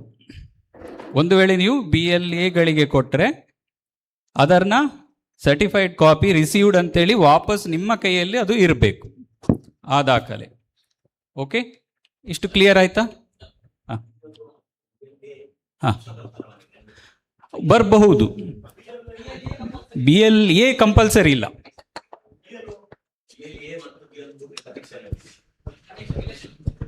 ರಿಲೇಶನ್ಶಿಪ್ ನೋಡಿ, BLA ಅಂದರೆ ಏಜೆಂಟ್ಸ್, ಬೂತ್ ಲೆವೆಲ್ ಏಜೆಂಟ್ಸ್, ಅವರನ್ನು ನೇಮಕ ಮಾಡಿದ್ದು ಯಾಕೆ ಅಂತ ಹೇಳಿದರೆ, ಸರಿ ಸರಿ ಸರಿ ಅಂದರೆ ಇಲ್ಲಿ ಕೇಳಿದ್ದು ಪ್ರಶ್ನೆ BLO ಮತ್ತು BLAಗಳಿಗೆ ರಿಲೇಶನ್ಶಿಪ್ ಏನು, ಸಂಬಂಧ ಏನು ಅಂತ ಕೇಳಿದರು. ಸಂಬಂಧ SIRಗೆ ಹೆಲ್ಪ್ ಮಾಡುವಂಥದ್ದು ಮೂಲ ಉದ್ದೇಶ. BLOಗಳು ಜವಾಬ್ದಾರಿಯುತ ವ್ಯಕ್ತಿಯಾಗಿರ್ತಾರೆ, ಅವರಿಗೆ ಸಹಕರಿಸಲಿಕ್ಕೆ BLAಗಳ ಸಹಾಯನ ಪಡಿತಾರೆ. ಇಲ್ಲಿ ಪೊಲಿಟಿಕಲ್ ಪಾರ್ಟೀಸ್, ನಮಗೆ ಬಂದ ಮಾಹಿತಿ ಪ್ರಕಾರ 2 ಪಾರ್ಟಿಯವರು ಅದಕ್ಕೆ ರಿಜಿಸ್ಟ್ರೇಷನ್ ಮಾಡಿರ್ತಾರೆ, ಕೆಲವೊಂದು ಮಾಡಿದ್ದಾರೆ ಬೇರೆ ಪಾರ್ಟಿಯವರು ಕೂಡ. ಅವರು ರಿಜಿಸ್ಟ್ರೇಷನ್ ಮಾಡಿದಾಗ ಅವರಿಗೆ ಕೆಲವೊಂದು ID ಕಾರ್ಡ್ ಅಥವಾ ಅವರಿಗೆ ಒಂದು ಹುದ್ದೆ ಕೊಡ್ತಾರೆ. ಅವರು BLOಗಳ ಜೊತೆ ಸೇರಿ ಈ ಕಾರ್ಯವನ್ನು ಪ್ರಾಸೆಸ್ಸನ್ನು ಕಂಪ್ಲೀಟ್ ಮಾಡಲಿಕ್ಕೆ ಅವರಿಗೆ ಇನ್ಸ್ಟ್ರಕ್ಷನ್ಸ್ ಇದೆ. ಆದರೆ EF ಫಾರ್ಮಿಗೆ ಸಹಿ ಮಾಡುವ ಅಧಿಕಾರ BLAಗಳಿಗೆ ಇಲ್ಲ. ಅವ್ರು ಏನಿದ್ರು ಕಲೆಕ್ಟ್ ಮಾಡ್ಬೋದು, ಕೊಡಲಿಕ್ಕೆ ಜವಾಬ್ದಾರಿ BLOಗಳದ್ದೇ, ವಾಪಸ್ ಪಡೆದುಕೊಳ್ಳಲಿಕ್ಕೆ ಒಂದು ವೇಳೆ BLOಗಳಿಗೆ ಮತ್ತೊಮ್ಮೆ 2-3 ಸಲ ಹೋಗಬೇಕಾಗ್ತದಲ್ಲ, ಸೊ ಆ ಸಂದರ್ಭದಲ್ಲಿ ಬೇಕಾದರೆ BLAಗಳಿಗೆ ನೀವು ಕೊಟ್ಟರೆ ಅವರು ಕಲೆಕ್ಟ್ ಮಾಡಿ, ಅದಕ್ಕೂ ರಿಸ್ಟ್ರಿಕ್ಷನ್ಸ್ ಇದೆ, ಒಂದು ದಿನಕ್ಕೆ 50 ಮಾತ್ರ ಅವರು ತಂದು ವಾಪಸ್ BLOಗಳಿಗೆ ಕೊಡ್ಬೋದು. ಒಂದು BLOಗೆ ಡೈರೆಕ್ಟ್ ನೇರವಾಗಿ ಕೊಡ್ಬೋದು, ಇಲ್ಲದಿದ್ದರೆ ಎಲ್ಲ ಪಂಚಾಯತ್ ಲೆವೆಲ್ನಲ್ಲಿ BLOಗಳ ಹೆಲ್ಪ್ ಸೆಂಟರ್ಗಳನ್ನು ಓಪನ್ ಮಾಡಲಿಕ್ಕೆ ಅಂತ ಈಗಾಗಲೇ ಇನ್ಸ್ಟ್ರಕ್ಷನ್ಸ್ ಬಂದಿರ್ತದೆ. ಸೊ ಆಯಾ PDOಗಳು ಅಥವಾ BLOಗಳ ಆಫೀಸ್ ಎಲ್ಲಿ ಇರ್ತದೆ ಅಲ್ಲಿ ಸೆಂಟರ್ಗಳಿರ್ತದೆ, ಅಲ್ಲಿಗೆ ಹೋಗಿ ಕೂಡ ನೀವು ಕೊಡ್ಬೋದು. ಹೌದು, BLOಗಳಿಗೆ ನಿಮ್ಮ ಮನೆಗೆ ಭೇಟಿ ಕೊಟ್ಟಾಗ ಒಂದು ಸ್ಟಿಕ್ಕರ್ ಹಾಕ್ತಾರೆ, ಪ್ರತಿ ಮನೆಗೆ ಹಾಕ್ಲಿಕ್ಕೆ ಇರ್ತದೆ. 2 ರೀತಿ ಇದೆ, ಒಂದು ವೃತ್ತಾಕಾರದ್ದು, ಒಂದು ಚೌಕದ್ದು. ಓಕೆ, ಅದರಲ್ಲಿ BLOಗಳ ಕಾಂಟ್ಯಾಕ್ಟ್ ನಂಬರನ್ನು ಬರೆದಿರ್ತಾರೆ. ನಿಮ್ಮ ಮನೆಗೆ ಫಾರ್ಮ್ ಸಿಕ್ಕಿದ ಮೇಲೆ ನೀವು ಅದೇ ವೇಳೆ ಬರೆದು ಕೊಡ್ತೀರಾ, ಒಳ್ಳೆಯದು. ಒಂದು ವೇಳೆ ನೀವು ಟೈಮ್ ತಗೊಳ್ತೀರಿ, ಒಂದು ನಾಳೆ ಕೊಡುವ ನಾಡ್ದು ಕೊಡುವ, ನನ್ನ ಹತ್ರ ಮಾಹಿತಿ ಇಲ್ಲ, ಈಗ ನಾನು ಕಲೆಕ್ಟ್ ಮಾಡಿ ಕೊಡ್ತೇನೆ ಅಂತಿದ್ರೆ, ನಿಮ್ಮ ಫಾರ್ಮ್ ಫಿಲ್ ಮಾಡಿ ಆದ ಮೇಲೆ ಆ BLOಗೆ ನೀವು ಫೋನ್ ಮಾಡಿ, ನೀವು ಎಲ್ಲಿದ್ದೀರಿ, ನಾನು ನಿಮ್ಮ ಹತ್ರ ಬಂದು ಕೊಡ್ತೇನೆ ಅಂತ ಅವರು ಹೇಳ್ತಾರೆ. ಅವರ ಕನ್ವೀನಿಯನ್ಸ್ ಯಾವ ಥರ ಇರ್ತದೆ, ಎಲ್ಲಿ ಬರಬೇಕು ಅಂತ ಹೇಳ್ತಾರೆ, ಅಲ್ಲಿಗೆ ಹೋಗಿ ಕೊಟ್ಟರೆ ಆಯ್ತು. ಸರ್, ಒಮ್ಮೆ BLOಗಳಿಗೆ ನಾವು ಫಾರ್ಮ್ ಭರ್ತಿ ಮಾಡಿ ಕೊಟ್ಟ ಮೇಲೆ ಅದರಲ್ಲಿ ನಮ್ಗೆ ಏನಾದರೂ ಡೌಟ್ ಆಯಿತು, ಏನಾದರೂ ಕರೆಕ್ಷನ್ ಮಾಡಲಿಕ್ಕೆ ಉಂಟು ಅಂತ ಹೇಳಿದರೆ 2ನೇ ಆಪ್ಷನ್ ಉಂಟಾ? ಉಂಟು. ಆ BLOಗೆ ನೀವು ಕಾಂಟ್ಯಾಕ್ಟ್ ಮಾಡಿದರೆ ಅವರು ಸಬ್ಮಿಟ್ ವಾಪಸ್ EROಗೆ ಬಂದು ಕೊಡ್ತಾರಲ್ವಾ, ಅಲ್ಲಿವರೆಗೆ ಅವಕಾಶ ಇದೆ. ಆ ನಂತರವೂ ಪರಿಷ್ಕರಣೆಗೆ ಅವಕಾಶ ಇದೆ, ಯಾಕೆ right? So it is not the end, ಅದು ಎಂಡ್ ಅಲ್ಲ. ನೀವು ಅಲ್ಲಿ ಕೊಟ್ಟ ತಕ್ಷಣ ಎಂಡ್ ಆಗುವುದಿಲ್ಲ, ಅದರ ನಂತರವೂ ಪರಿಷ್ಕರಣೆಗೆ ಅವಕಾಶಗಳು, ಮೇಲ್ಮನವಿಗೆ ಅವಕಾಶ ಇದೆ, ಫೋಟೋ ಚೇಂಜಿಗೆ ಅವಕಾಶ ಇದೆ, ಎಲ್ಲದಕ್ಕೂ ಅವಕಾಶ ಇದೆ. Sir, one more question. ಈಗ 2 ಕಾಪೀಸ್ ಕೊಡ್ತಾರೆ ಅವ್ರು ನಮ್ಗೆ. ಅದರಲ್ಲಿ ಕ್ಯಾಂಡಿಡೇಟ್ಸ್ ಕಾಪಿ ಮತ್ತೆ BLO ಕಾಪಿ ಅಂತ ಮೆನ್ಷನ್ ಆಗಿರ್ತದ ಅಥವಾ ಡಿಟ್ಟೋ ಇರ್ತದ?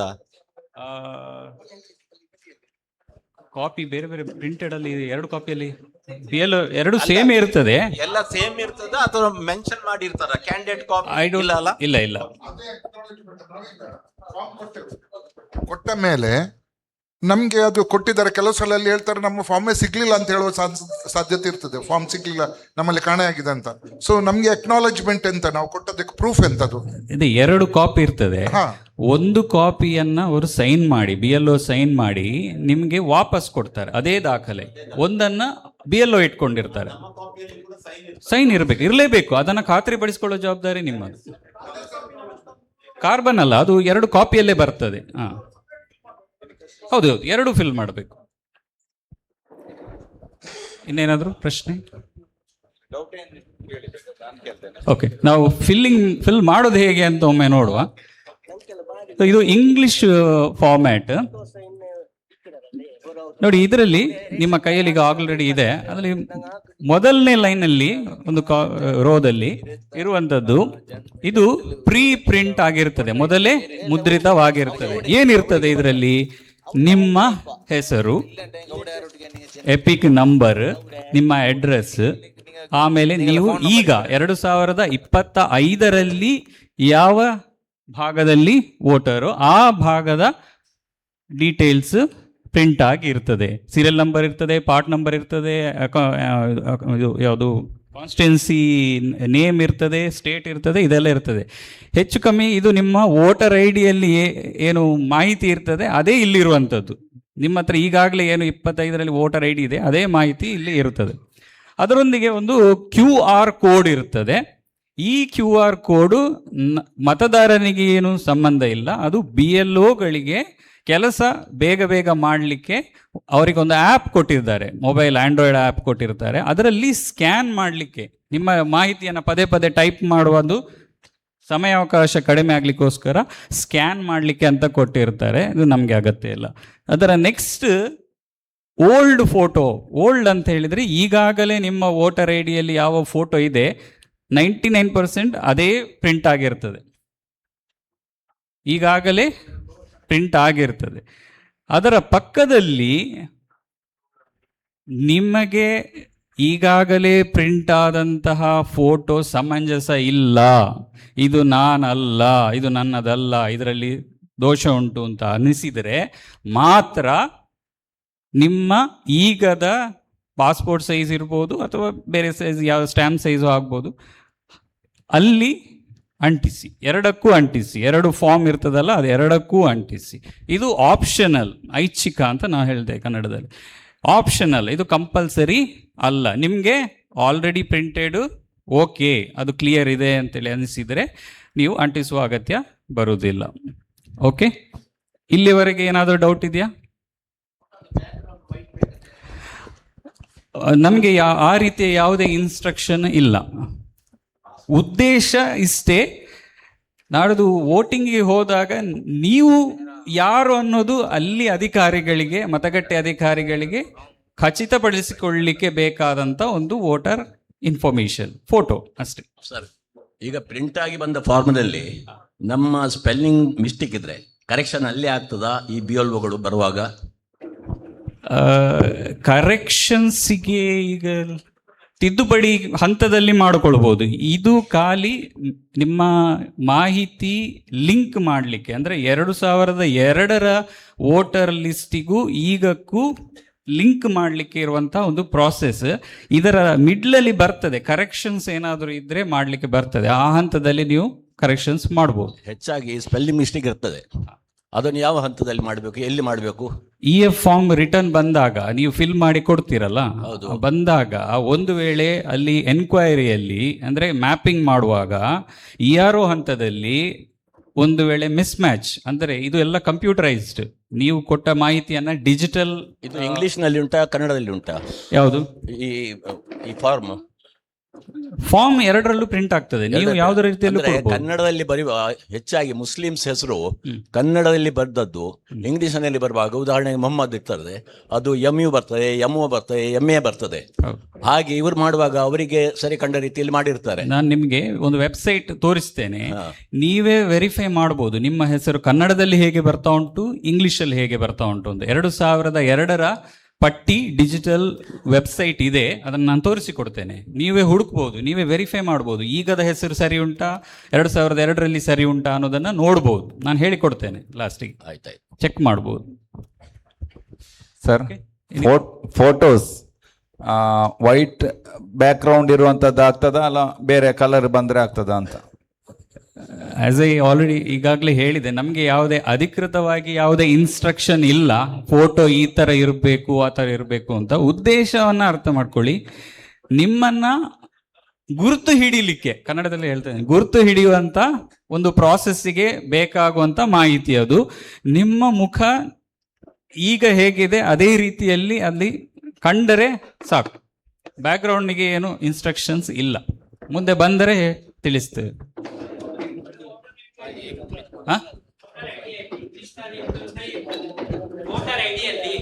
ಇಂಗ್ಲಿಷ್ ನಲ್ಲಿ ಹೆಸರು ಸರಿ ಇರ್ತದೆ, ಕನ್ನಡದಲ್ಲಿ ಸರಿ ಇರುವುದಿಲ್ಲ. ಅದಕ್ಕೆ ಕಂಪ್ಯೂಟರ್ ಅದು ಎರಡನ್ನು ಚೆಕ್ ಮಾಡ್ತದೆ, ಪ್ರೊಬಬಿಲಿಟಿ ನೋಡಿ ಅದು ಡಿಸೈಡ್ ಮಾಡ್ತದೆ. ಒಂದು ವೇಳೆ ಮಿಸ್ ಮ್ಯಾಚ್ ಅಂತ ಬಂದ್ರೆ, ಅಂದ್ರೆ ಪರ್ಸೆಂಟೇಜ್ ನೋಡ್ತದೆ, ಎಷ್ಟು ಪರ್ಸೆಂಟೇಜ್ ಮಿಸ್ ಮ್ಯಾಚ್ ಇದೆ, ಅದರ ಪ್ರಕಾರ ಒಂದು ಏನ್ ಹೇಳ್ತಾರೆ, ಒಂದು ಲಿಸ್ಟ್ ಜನರೇಟ್ ಆಗ್ತದೆ, ಯಾರನ್ನೆಲ್ಲ ಎನ್ಕ್ವೈರಿಗೆ ಕರಿಬೇಕು ಸಂದೇಹ ಇದ್ರೆ. ಆವಾಗ ನಿಮ್ಮಲ್ಲಿ ಬೇರೆ ದಾಖಲೆಗಳೇನಾದ್ರೂ ಇದ್ರೆ, ಇದು ನನ್ನದು ಈ ರೀತಿ ಇರ್ತದೆ, ಇದು ನಾನೇ ಅನ್ನೋದಕ್ಕೆ ಬೇರೆ ದಾಖಲೆಗಳು ತೋರಿಸ್ತೇವೆ ನಾವು, ಯಾವುದೆಲ್ಲ ದಾಖಲೆಗಳನ್ನ ನೀವು ERO ಮುಂದೆ ಹಾಜರುಪಡಿಸಬೇಕು ಅಂತ. ಆ ದಾಖಲೆಗಳನ್ನ ತೋರಿಸಿದ್ರೆ ಅದನ್ನ ಒಪ್ಕೊಳ್ತಾರೆ. ಅಂದ್ರೆ ಅವ್ರಲ್ಲಿ ಎನ್ಕ್ವೈರಿ ನಡೀತದೆ. ಮತ್ತೆ ಈ ಪ್ರಾಸೆಸ್ನಲ್ಲಿ BLO, BLA ಮತ್ತೆ ERO ಟೀಮ್, ಅದರಲ್ಲಿ ನಾವು ಕೂಡ ಬರ್ತೇವೆ ಸ್ವಲ್ಪ ಮಟ್ಟಿಗೆ. ಇವರೆಲ್ಲರ ಒಟ್ಟಿಗೆ ಆ ಡಿಸಿಷನ್ ಅನ್ನು ತಗೊಳ್ಳೋದು. ಯಾವುದೇ ಸಂದೇಹ ಬೇಡ, ಯಾವುದೇ ಸಂದರ್ಭದಲ್ಲೂ ಯಾರಿಗೂ ಮಾಹಿತಿ ತಿಳಿಸದೆ ಕೊಡದೆ ಯಾವುದೇ ಮತದಾರರ ಹೆಸರನ್ನ ಪಟ್ಟಿಯಿಂದ ತೆಗೆಯುವ ಅಧಿಕಾರ ಯಾರಿಗೂ ಇಲ್ಲ, ಈವನ್ EROಗಳಿಗೆ ಕೂಡ ಇಲ್ಲ. ಸಮಂಜಸವಾದಂತಹ ಡಿಸ್ಕಷನ್ಸ್ ನಡೆದೇ ಅದಕ್ಕೆ MOM ಅಂತ ನಾವು ಮಿನಿಟ್ಸ್ ಆಫ್ ಮೀಟಿಂಗ್ ಎಲ್ಲ ಮಾಡಲಿಕ್ಕಿದೆ. ಇಂಥದ್ದು ಡಿಸಿಷನ್ ಆಗಿದೆ, ಇಂಥವರ ಅಭಿಪ್ರಾಯ ಕಲೆಕ್ಟ್ ಮಾಡಿದ್ದೇವೆ, ಅದನ್ನೆಲ್ಲ ಸಂಗ್ರಹಿಸಿ ಡಾಕ್ಯುಮೆಂಟ್ ಮಾಡಿಯೇ ನಂತರ ಡಿಸಿಷನನ್ನು ತಗೊಳ್ಳುವಂಥದ್ದು. ಹಾಗಾಗಿ ಯಾವುದೇ ರೀತಿಯ ಸಂದೇಹ ಬೇಡ, ನಿಮಗನ್ನ ಕನ್ಸಲ್ಟ್ ಮಾಡೇ ಮಾಡ್ತಾರೆ ಥ್ರೂ BLO, ನೇರವಾಗಿಲ್ಲ. ಇದು ನಿಮ್ಮ BLO ಮೂಲಕ ಅಧಿಕೃತ ನೋಟಿಸನ್ನು ಜಾರಿ ಮಾಡ್ತಾರೆ. ನೋಡಿ, ನಿಮ್ಮಲ್ಲಿ ನಿಮ್ಮ ವೋಟರ್ ಸ್ವಲ್ಪ ಸಂದೇಹ ಇದೆ, ಬಂದು ಒಂದು ದಾಖಲೆಗಳನ್ನು ಕೊಡಿ ಅಷ್ಟೇ, ಆವಾಗ ನೀವು ಬಂದರೆ ಆಯ್ತು.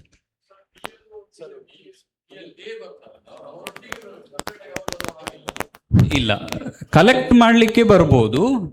ನಿಮ್ಮ ಎನ್ಯುಮರೇಷನ್ ಫಾರ್ಮ್ ಅನ್ನ ಡಿಸ್ಟ್ರಿಬ್ಯೂಷನ್ನ ಜವಾಬ್ದಾರಿ BLOಗಳಿಗೆ ಮಾತ್ರ ಇರ್ತದೆ, BLAಗಳಿಗೆ ಇರುವುದಿಲ್ಲ.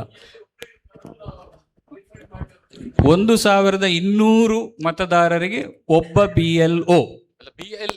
BLA 2ಕ್ಕಿಂತ ಜಾಸ್ತಿ ಇರ್ತಾರೆ, ಯಾಕಂದ್ರೆ ಆಸ್ ಆಫ್ ನಾವು ಈ 2 ಪಾರ್ಟಿಗಳು, ಮೇಜರ್ ಪಾರ್ಟಿಗಳು ರಿಜಿಸ್ಟರ್ ಮಾಡಿದ್ದಾರೆ. ಉಳಿದ ಪಾರ್ಟಿಗಳು ರಿಜಿಸ್ಟರ್ ಮಾಡದೇ ಇದ್ರೆ ಮಿನಿಮಮ್ 2 ಇರ್ತಾರೆ ನಮ್ಮ ಮೂಡುಬಿದಿರೆ ಕಾನ್ಸ್ಟಿಟ್ಯೂನ್ಸಿಯಲ್ಲಿ.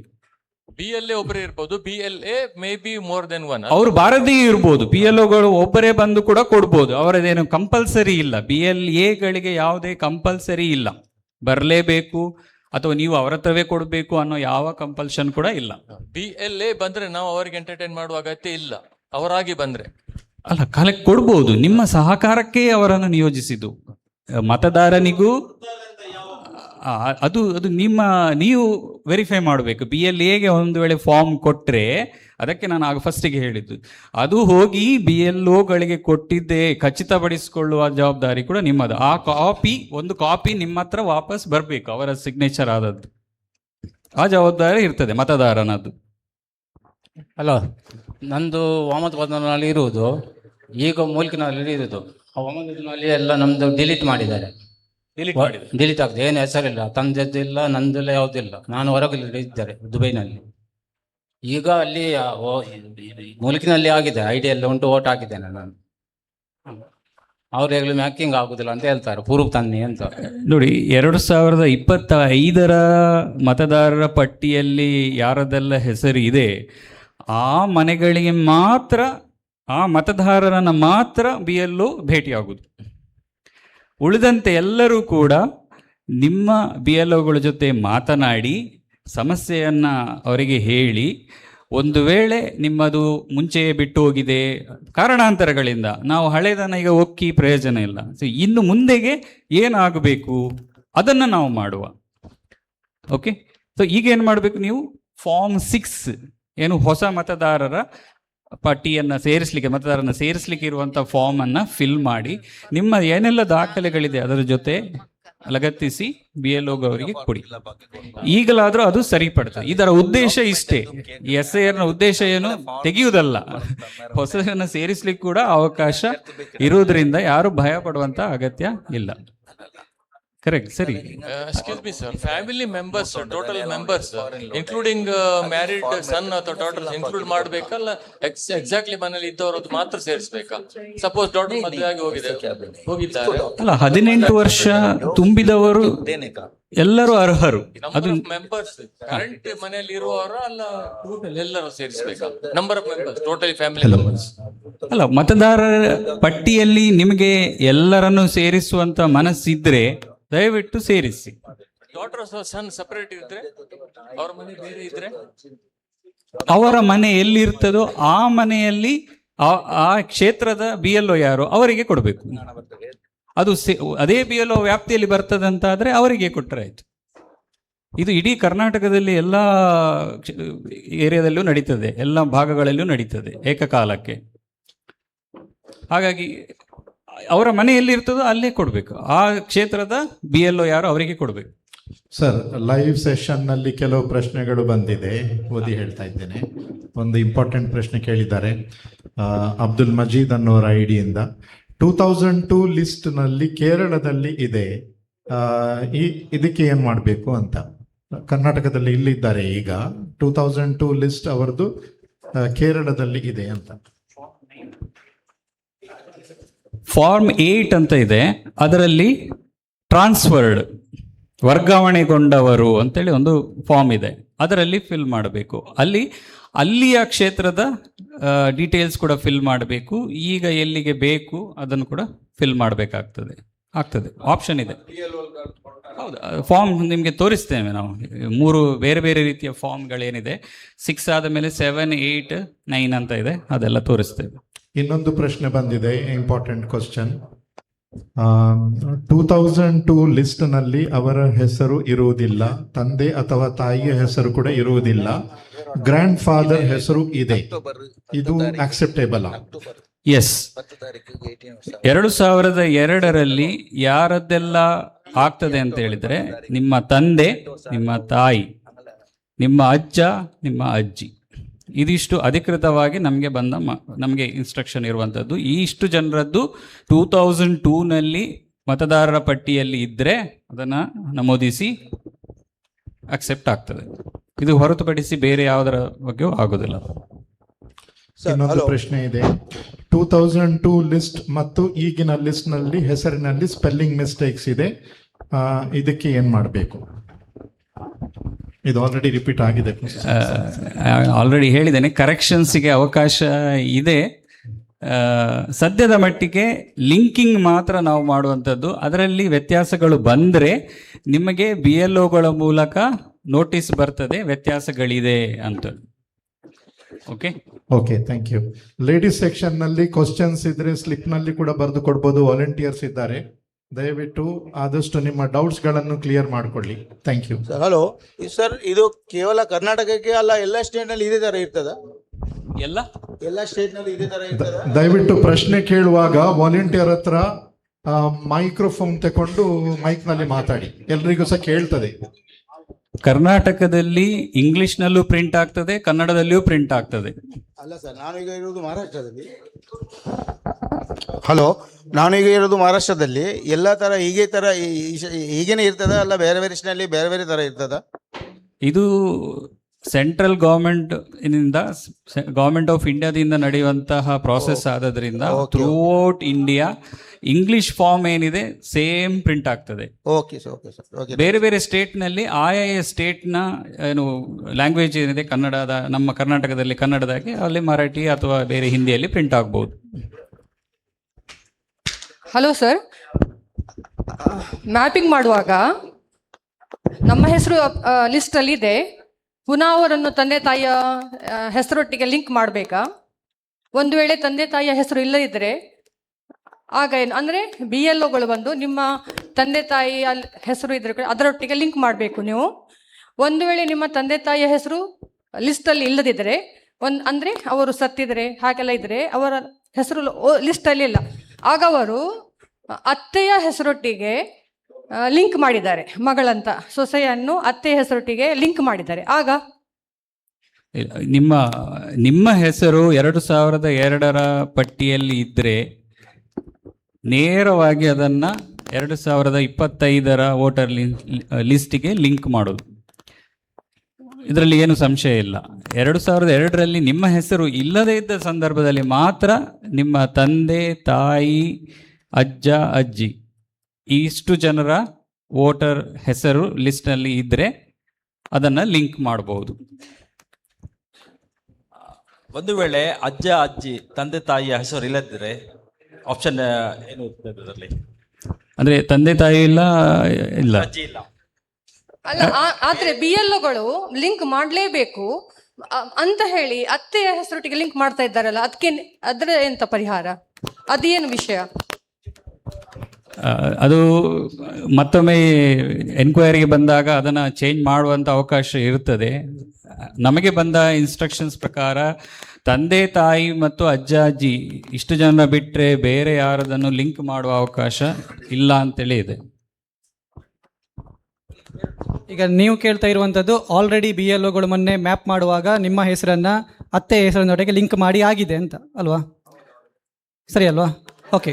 ಈಗ ನಾಡಿದ್ದು ನಿಮಗೆ ಫಾರ್ಮ್ ಕೊಡುವಾಗ ನೀವೇನು ಮಾಡಬೇಕು ಅಂತ ಹೇಳಿದರೆ ನಿಮ್ಮ ತಂದೆ ತಾಯಿ ಅಜ್ಜ ಅಜ್ಜಿ ಅವರ ಹೆಸರಿನೊಟ್ಟಿಗೆ ನೀವು ಬರಿಬೇಕಾಗ್ತದೆ. ನೆಕ್ಸ್ಟ್ ಫಾರ್ಮಲ್ಲಿ ಹೇಳ್ತಾರೆ ಅದನ್ನು ಬರಿಬೇಕು.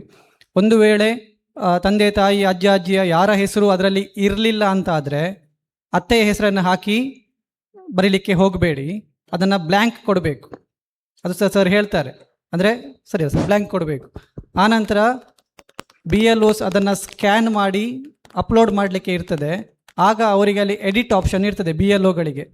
ಲಾಸ್ಟರ್ ಅವರು ಏನು ಮ್ಯಾಪ್ ಮಾಡಿದ್ದಾರೆ ಅದರಲ್ಲಿ ಏನಾದರೂ ಮಿಸ್ಟೇಕ್ಸ್ಗಳು ಉದ್ದೇಶಪೂರ್ವಕವಾಗಿ ಮಾಡಿದಾರಾ, ಬೈ ಮಿಸ್ಟೇಕ್ ಮಾಡಿದಾರಾ, ಅಜ್ಜನ ಹೆಸರು ಆ ತಂದೆ ಹೆಸರು ಕನ್ಫ್ಯೂಷನ್ ಆಗಿದ್ದ, ಏನೋ ಮಾಡಿ ತಪ್ಪು ಆಗಿದ್ದಿದ್ರೆ ಅದನ್ನು BLOಗಳಿಗೆ ಎಡಿಟ್ ಮಾಡಲಿಕ್ಕೆ ಸಹ ಅವಕಾಶ ಉಂಟು.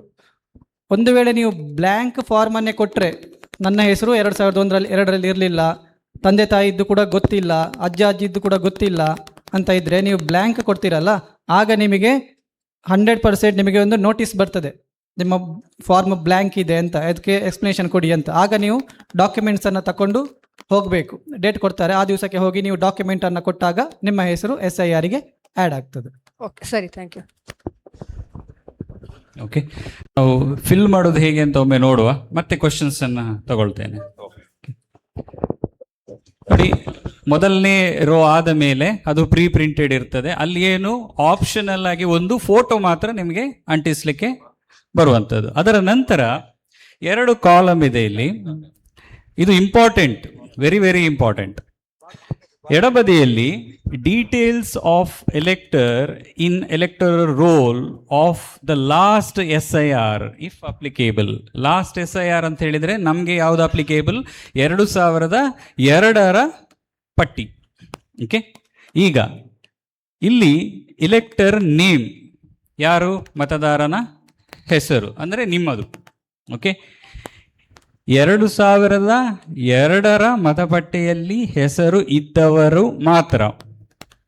2002 ಪಟ್ಟಿಯಲ್ಲಿ ನಿಮ್ಮ ಹೆಸರು ಇದ್ದರೆ ಮಾತ್ರ ಈ ಕಾಲಮನ್ನು ಫಿಲ್ ಮಾಡಬೇಕು. ಏನೆಲ್ಲ ಫಿಲ್ ಮಾಡಬೇಕು? ಹೆಸರು, ಎಪಿಕ್ ನಂಬರ್ ಇಫ್ ಅವೈಲೇಬಲ್, ಕೆಲವೊಂದರಲ್ಲಿ ಇರುವುದಿಲ್ಲ, ಭಾಗ ಸಂಖ್ಯೆ ಮಾತ್ರ ಇರ್ತದೆ, ಅಥವಾ ಸೀರಿಯಲ್ ನಂಬರ್ ಅದು ಮಾತ್ರ ಇದ್ದರೆ ಕೂಡ ತೊಂದರೆ ಇಲ್ಲ. EPIC number optional. Okay, relatives name, ಯಾರ್ದು? ಆ ಮತದಾರನ ತಂದೆ ಅಥವಾ ತಾಯಿಯ ಹೆಸರು ನಿಮ್ಮ ವೋಟರ್ ಐ ಡಿಯಲ್ಲಿ ಪ್ರಿಂಟ್ ಆಗಿರ್ತದೆ ಆಲ್ರೆಡಿ ಅಲ್ವಾ, ತಂದೆಯ ಹೆಸರು ಅಂತೇಳಿ ಇರ್ತದೆ. ಅವರ ಹೆಸರನ್ನು ಇಲ್ಲಿ ಬರಿಬೇಕು. ರಿಲೇಷನ್ಶಿಪ್ ತಂದೆ ಆದರೆ ತಂದೆ, ತಾಯಿ ಆದರೆ ತಾಯಿ, ಯಾವ ಸ್ಟೇಟ್ನವರು, ಆಮೇಲೆ ಕಾನ್ಸ್ಟಿಟ್ಯೂಯನ್ಸಿ ನೇಮ್, ಮೂಡುಬಿದ್ರೆ ಆದರೆ ಮೂಡುಬಿದ್ರೆ, ಮಂಗಳೂರು ಆದರೆ ಮಂಗಳೂರು. ನೆಕ್ಸ್ಟ್ AC ನಂಬರ್, ಆ ವೋಟರ್ ಐ ಡಿಯಲ್ಲಿ ನಿಮ್ಮ ಹುಡುಕೋದು ಹೇಗೆ ಅಂತ ಹೇಳ್ತೇನೆ, ಅಲ್ಲಿ ನಂಬರ್ ಇರ್ತದೆ, ಆ ನಂಬರ್ ಮೆನ್ಷನ್ ಮಾಡಬೇಕು. ಈಗದ್ದು ಏನಿರ್ತದೆ 201 ಮೂಡುಬಿದ್ರೆದ್ದು, ಈಗದ್ದು 201. 2002ರಲ್ಲಿ 201 ಆಗಿರುವುದಿಲ್ಲ, 151 157 ಏನೋ ಇರ್ತದೆ. ಅದನ್ನು ನೀವು ಇಲ್ಲಿ ನಮೂದಿಸಬೇಕು. ಅದೇ ರೀತಿ ಪಾರ್ಟ್ ನಂಬರ್ ಮತ್ತು ಸೀರಿಯಲ್ ನಂಬರ್. ಇದನ್ನು ಯಾರು ಫಿಲ್ ಮಾಡಬೇಕು? 2002ರಲ್ಲಿ ಯಾರು ವೋಟರ್ ಲಿಸ್ಟಲ್ಲಿ ಹೆಸರು ಇರ್ತದೋ, ವೋಟ್ ಹಾಕಿರಲೇಬೇಕು ಅಂತ ಏನಿಲ್ಲ, ವೋಟ್ ಹಾಕದೇ ಇದ್ದರೂ ಕೂಡ ವೋಟರ್ ಲಿಸ್ಟ್ನಲ್ಲಿ ಹೆಸರು ಇದ್ದವರು 2002ರಲ್ಲಿ ಅವರು ಫಿಲ್ ಮಾಡುವಂಥ ಕಾಲಮ್. ಒಂದು ವೇಳೆ ಈ ಕಾಲಮಿಗೆ ನೀವು ಅರ್ಹರು ಅಂತೇಳಿ ಆದರೆ ಬಲಬದಿದು ಫಿಲ್ ಮಾಡುವ ಅಗತ್ಯ ಇಲ್ಲ, ಬ್ಲ್ಯಾಂಕ್. ಇಲ್ಲಿವರೆಗೆ ಅರ್ಥ ಆಯ್ತಾ? ಯಾರದ್ದು 2002ರಲ್ಲಿ ಮತದಾರನು ನೇರವಾಗಿ ಅವನ ಹೆಸರು ಇರ್ತದೋ ಎಡಗಡೆಯದ್ದನ್ನು ಫಿಲ್ ಮಾಡೋದು, ಬಲಗಡೆದನ್ನು ಬ್ಲ್ಯಾಂಕ್ ಬಿಡೋದು. ಅರ್ಥ ಆಯ್ತಲ್ಲ?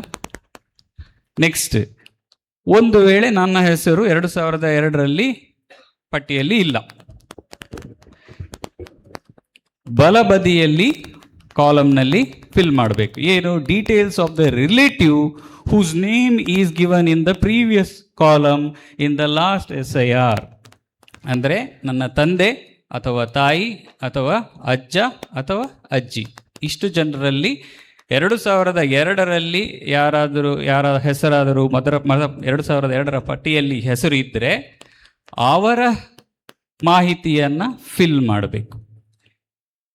ಅವರ ಹೆಸರು ಮೊದಲು. ವೋಟರ್ ಯಾರ್ದು? ತಂದೆ ಅಂತಾದರೆ ತಂದೆಯ ಹೆಸರು. EPIC number if available, compulsory ಇಲ್ಲ, ಆಪ್ಷನಲ್. ರಿಲೇಟಿವ್ಸ್ ನೇಮ್, ಯಾರ ಹೆಸರು ಹಾಕ್ಬೋದು? ನಿಮ್ಮ ತಂದೆಯ ತಂದೆ, ಅಂದರೆ ಅವರ ವೋಟರ್ ಐ ಡಿಯಲ್ಲಿ ಯಾರ ಹೆಸರಿದೆ, ಅವರ ವೋಟರ್ ಐ ಡಿಯಲ್ಲಿ ಅವರ ತಂದೆಯ ಹೆಸರು ಇರ್ಬೋದು, ತಾಯಿಯ ಹೆಸರು ಇದಿರ್ಬೋದು. ಆ ಡೀಟೇಲ್ ಅಂದರೆ ಈಗ ನಾನು ಫಿಲ್ ಮಾಡೋದು ಅಂತ ಆದರೆ, ಈಗ ಸಪೋಸ್ ನನ್ನ ಹೆಸರು 2002ರ ವೋಟರ್ ಲಿಸ್ಟ್ನಲ್ಲಿ ಇಲ್ಲ ಅಂತ ಆದರೆ ನಾನು ನನ್ನ ತಂದೆಯ ಹೆಸರು ಮತ್ತು ನನ್ನ ಅಜ್ಜನ ಹೆಸರು ಅಲ್ಲಿ ಫಿಲ್ ಮಾಡ್ತೇನೆ. ಓಕೆ. ಆನಂತರ ರಿಲೇಷನ್ಶಿಪ್, ಯಾರಿಗೆ? ನನ್ನ ತಂದೆಗೆ ನನ್ನ ಅಜ್ಜ ಇಲ್ಲಿ ಏನಾಗಬೇಕು? ತಂದೆ ಆಗಬೇಕಾಗ ಅವರದ್ದು ಅಲ್ವಾ? ಸೊ ಇಲ್ಲಿ ತಂದೆ ಅಂತ ಬರ್ತದೆ. ಅವರ ಡೀಟೇಲ್ಸ್, ಆ ಎಪಿಕ್ ನಂಬರ್ ಯಾರ್ದು, ವೋಟರ್ ಐ ಡಿ ಯಾರ್ದು, ಅವರ state, constituency name, part number, serial number, ಇದಿಷ್ಟನ್ನು ಫಿಲ್ ಮಾಡಬೇಕು. ನಿಮ್ಮ ಹೆಸರು ಆಲ್ರೆಡಿ ಪ್ರಿಂಟೆಡ್ ಇದೆ ಮೇಲೆ.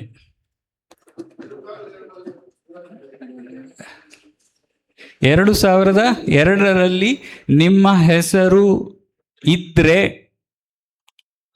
ಈ ಕಾಲಮ್, ನಿಮ್ಮ ಹೆಸರು ಇಲ್ಲದೇ ಇದ್ದ ಸಂದರ್ಭದಲ್ಲಿ ನಿಮ್ಮ ತಂದೆ ಅಥವಾ ತಾಯಿ ಅಥವಾ ಅಜ್ಜ ಅಥವಾ ಅಜ್ಜಿ, ಇಷ್ಟು ಜನರ ಹೆಸರು 2002ರ ಮತಪಟ್ಟಿಯಲ್ಲಿ ಇದ್ದರೆ ಬಲಬದಿ, ಎಡಬದಿ ಏನು ಫಿಲ್ ಮಾಡಲಿಕ್ಕೆ ಬರೋದಿಲ್ಲ.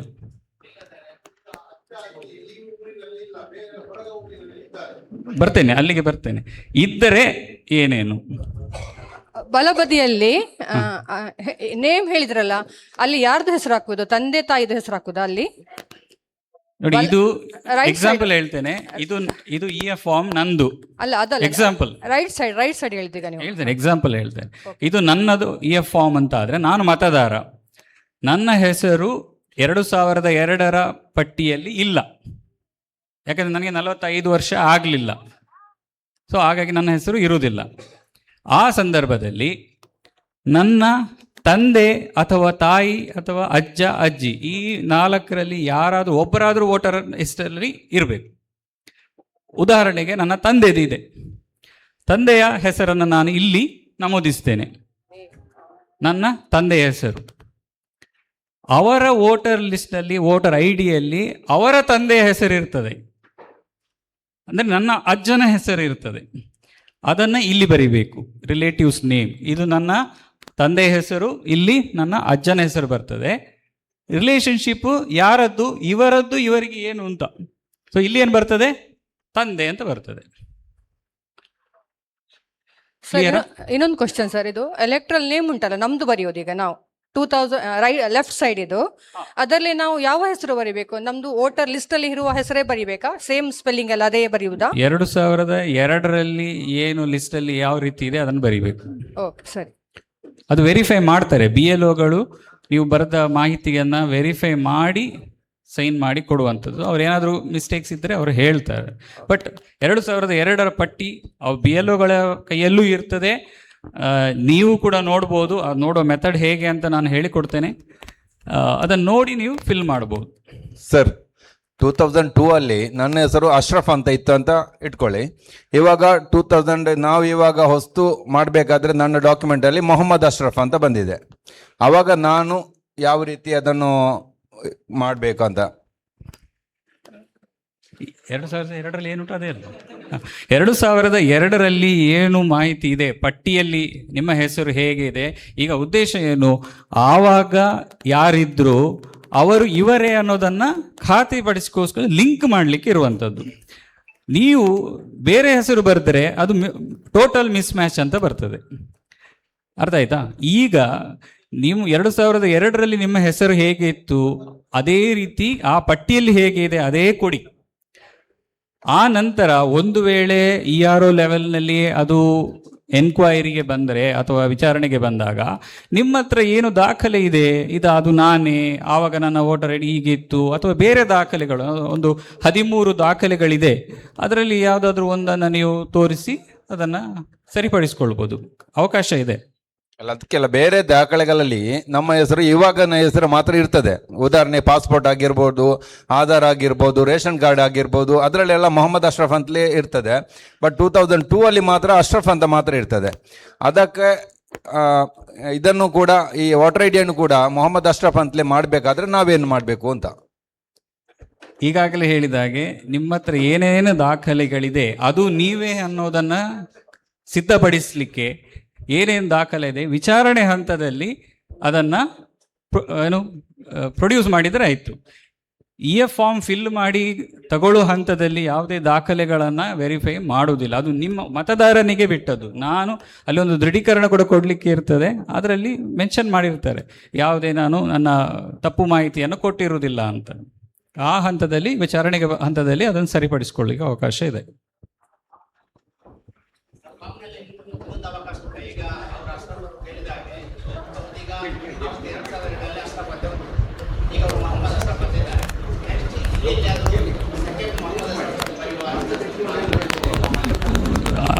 BLOಗಳಿಗೆ ಶರ ಬರೆಯುವ ಅಧಿಕಾರ ಇದೆ.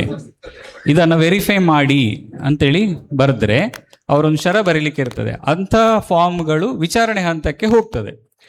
ಆ ವಿಚಾರಣೆ ಹಂತದಲ್ಲಿ ನಿಮ್ಮನ್ನು ಕರೀತಾರೆ, ನಿಮ್ಮ ದಾಖಲೆಗಳೊಂದಿಗೆ ಬನ್ನಿ ಅಂತ. ನೀವು ತೋರಿಸಿದರೆ ಅಲ್ಲಿ ದಾಖಲೆಗಳನ್ನು ERO ಅಂದರೆ ನಮ್ಮ ತಹಶೀಲ್ದಾರ್ ಲೆವೆಲ್ನಲ್ಲಿ ಇರುವವರು, ಕ್ಯಾಡರ್ನವರು ದಾಖಲೆಗಳನ್ನು ನೋಡಿ ವೆರಿಫೈ ಮಾಡ್ತಾರೆ.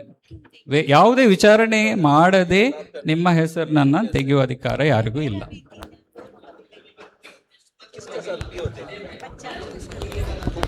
ಇಲ್ಲ, ಯಾಕಂದ್ರೆ ಈಗ ಆಲ್ರೆಡಿ ಪ್ರಿಂಟ್ ಆಗಿದೆ, ನಿಮ್ಮ ಹೆಸರು ಆಲ್ರೆಡಿ ಪ್ರಿಂಟ್ ಆಗಿದೆ. ಈಗ ಕೇಳ್ತಾ ಇರೋದು ಏನು, 2002ರಲ್ಲಿ ನಿಮ್ಮ ಮಾಹಿತಿಯನ್ನು ಕೇಳುವಂಥದ್ದು.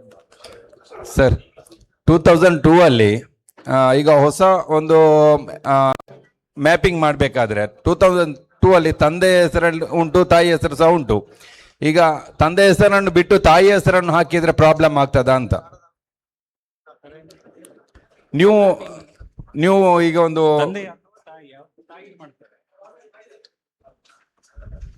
ಈಗ ಒಂದು ವಿಚಾರ ಹೇಳ್ತೇನೆ. ನಮ್ಮ ಮೂಡುಬಿದಿರೆಯ ಕಾನ್ಸ್ಟಿಟ್ಯೂನ್ಸಿಯಲ್ಲಿ 95% ಮ್ಯಾಪಿಂಗ್ ಆಗಿದೆ. ಹಾಗಾಗಿ ಹೆಚ್ಚಿನ ಏನು ತಲೆಬಿಸಿ ಮಾಡುವಂಥದ್ದು ಇಲ್ಲ. ಒಂದು 5% ಮಾತ್ರ, ಅದರಲ್ಲಿ ಹೆಚ್ಚಿನದ್ದು ಡೆತ್, ಟ್ರಾನ್ಸ್ಫರ್ ಅಂಥದ್ದೇ ಇರೋದಲ್ಲ. ಹಾಗಾಗಿ ಹೆಚ್ಚಿನದ್ದು ಆಗಿರ್ತದೆ. ಓಕೆ. ಸರ್, ಒಂದು ಕ್ವಶನ್ ಬಂದಿದೆ ಆನ್ಲೈನ್ನಲ್ಲಿ. 2002 ಲಿಸ್ಟ್ನಲ್ಲಿ ಹೆಸರು ಇದೆ, ಪ್ರೆಸೆಂಟ್ ಲಿಸ್ಟ್ನಲ್ಲಿ ಹೆಸರು ಇಲ್ಲ. ನೋಡಿ, ಇಂಥ ಮತದಾರರು ವಿಶೇಷವಾಗಿ ಸ್ವ ಇಚ್ಛೆಯಿಂದ ತಮ್ಮ ತಮ್ಮ BLOಗಳನ್ನ ಭೇಟಿಯಾಗಿ ಹೊಸ ಫಾರ್ಮ್ 6 ಹೊಸ ಮತದಾರರ ಅಪ್ಲಿಕೇಶನ್ ಫಾರ್ಮ್ ಏನಿದೆ ಅದನ್ನ ಫಿಲ್ ಮಾಡಿ ಕೊಡಬೇಕು. ಇದು ಪ್ರಾಸೆಸ್. ಯಾಕಂದ್ರೆ ಯಾರ ಹೆಸರು ಈಗ 2025ರಲ್ಲಿ ಇರುವುದಿಲ್ವೋ ಅವರ EF ಫಾರ್ಮ್ ಪ್ರಿಂಟ್ ಆಗುವುದಿಲ್ಲ, ಅಂಥವರ ಮನೆಗೆ BLO ಬರುವುದಿಲ್ಲ, ಹೋಗುವುದಿಲ್ಲ. ಹಾಗಾಗಿ ಮತದಾರನೇ ಆ ಪಟ್ಟಿಯಲ್ಲಿ ಹೆಸರಿಲ್ಲದನ್ನು ನೋಡಿ ಅವನೇ ಫಾರ್ಮ್ 6 ಡೌನ್ಲೋಡ್ BLOಗಳು ಹೆಲ್ಪ್ ತಗೋಬಹುದು. ಅವ್ರ ಹತ್ರ ಇರ್ತದೆ. ಪ್ರತಿ ಮನೆಗೆ ಹೋಗುವಾಗ ಒಂದಷ್ಟು ಫಾರ್ಮ್ 6ಗಳನ್ನು ತಗೊಂಡು ಹೋಗಬೇಕು ಅಂತ ಅವರಿಗೂ ಇನ್ಸ್ಟ್ರಕ್ಷನ್ ಇದೆ. ಯಾಕೆ, ಇಂಥ ಕೇಸ್ ಬಂದಾಗ ಯಾರಾದರೂ ಇದ್ರೆ ಅದನ್ನ ಫಿಲ್ ಮಾಡಿ ತಗೊಳ್ಳಿಕ್ಕೆ. ಆದರೆ ಅದರೊಟ್ಟಿಗೆ ನೀವು ದಾಖಲೆಗಳನ್ನು ಕೊಡಬೇಕಾಗ್ತದೆ. ಸರ್, ಒಂದು ಡೌಟ್ ಇಲ್ಲಿ. ಅಜ್ಜ ಅಜ್ಜಿ ಅಂತ ಹೇಳುವಾಗ ತಂದೆಯ ಅಜ್ಜ ಅಜ್ಜಿ ಅಥವಾ ತಾಯಿಯ ಅಪ್ಪ ಅಮ್ಮ ಸಹ ಆಗ್ತದೆ ಅಂತ? ಹಾಗೆ ಮತದಾರನ ಅಪ್ಪ ಅಮ್ಮ, ಅಜ್ಜ ಅಜ್ಜಿ, ಮತದಾರನ ಅಜ್ಜ ಅಜ್ಜಿ, ಇಷ್ಟೇ. ಅಜ್ಜ ಅಜ್ಜಿ ಅಂತ ಹೇಳುವಾಗ ತಾಯಿಯ ತಂದೆ ತಾಯಿ ಸಹ ಆಗ್ತದಾ ಅಂತ? ಆಗ್ತದೆ ಅಲ್ಲ? ಓಕೆ, ಅಜ್ಜ ಅಜ್ಜಿ ಸೇಮ್. ತಂದೆದೇ ಅಂತ ಆಗ್ಬೇಕಂತ ಏನಿಲ್ಲ, ತಾಯಿಯ ತಂದೆ ತಾಯಿ ಸಹ ಆಗ್ತದೆ ಅಂತ. Okay, thank you. ಸರ್, ಇನ್ನೊಂದು ಕ್ವಶನ್. ಈ ಎನ್ಯುಮರೇಷನ್ ಹಂತದಲ್ಲಿ, ಅಂದ್ರೆ ಈಗ BLO ಅವರ ಕಾರ್ಯಕಾರಿ ನಡೀತಾ ಇದೆ, ಆ ಸ್ಟೇಜ್ನಲ್ಲಿ ಕರೆಕ್ಷನ್ಸ್ಗೆ ಅಪ್ಲೈ ಮಾಡಬಹುದಾ? ಫಾರ್ಮ್ 8 ಅಪ್ಲೈ ಮಾಡಬಹುದಾ? ನೋಡಿ, ಕರೆಕ್ಷನ್ಸ್ ನಾನು ವೆಬ್ಸೈಟ್ ತೋರಿಸ್ತೇನೆ ಈಗಾಗಲೇ. ಕರೆಕ್ಷನ್ಸ್ಗೆ ಅದು ವೆಬ್ಸೈಟ್ 24/7 ಓಪನ್ ಇದೆ. ಎನಿ ಟೈಮ್ ರಾತ್ರಿ 12 ಗಂಟೆಗೆ ಬೇಕಾದರೂ ನೀವು ಆನ್ಲೈನ್ನಲ್ಲಿ ಅಪ್ಲೈ ಮಾಡ್ಬೋದು. ಈ BLO ಜೊತೆಗೆ ಏನು ಮಾಡಬೇಕು ಅಂತ ಹೇಳಿದರೆ ಅವರ ಜೊತೆ ನೀವು ಮಾತಾಡಿ ಫಾರ್ಮ್ 8 ಅಥವಾ 9 ಅನ್ನೋದು ಕಲೆಕ್ಟ್ ಮಾಡಿ ಫಿಲ್ ಮಾಡಿ ಕೊಡ್ಬೋದು. ಅದು ರೆಗ್ಯುಲರ್ ಪ್ರಾಸೆಸ್. ಪ್ರತಿ 3 ತಿಂಗಳಿಗೊಮ್ಮೆ ಈ ಪ್ರಾಸೆಸ್ ನಡೀತಾ ಇರ್ತದೆ. ನಮ್ಮ ವೋಟರ್ ಲಿಸ್ಟ್ ಪ್ರತಿ 3 ತಿಂಗಳಿಗೊಮ್ಮೆ ಅಪ್ಡೇಟ್ ಆಗ್ತಾ ಇರ್ತದೆ. ಇದೇನು ಸಪರೇಟ್ ಅಲ್ಲ. ಇದು ಈ ಸಲ ವಿಶೇಷ ಯಾಕೆ ಹೇಳಿ, ಇಷ್ಟು ವರ್ಷ ಈ ರೆಗ್ಯುಲರ್ ಪ್ರಾಸೆಸ್ನಲ್ಲಿ ಮತದಾರನೇ ತನ್ನ ಮಾಹಿತಿಯನ್ನು ಕೊಟ್ಟು ಅಪ್ಲೋಡ್ ಮಾಡಲಿಕ್ಕೆ ಹೋಗಬೇಕಿತ್ತು. ಈಗ BLO ಮೂಲಕ ಎಲೆಕ್ಷನ್ ಕಮಿಷನ್ ನಿಮ್ಮ ಮನೆಗೆ ಬರ್ತಾ ಇದ್ದಾರೆ. ಅದು ವಿಶೇಷ. I hope it's right.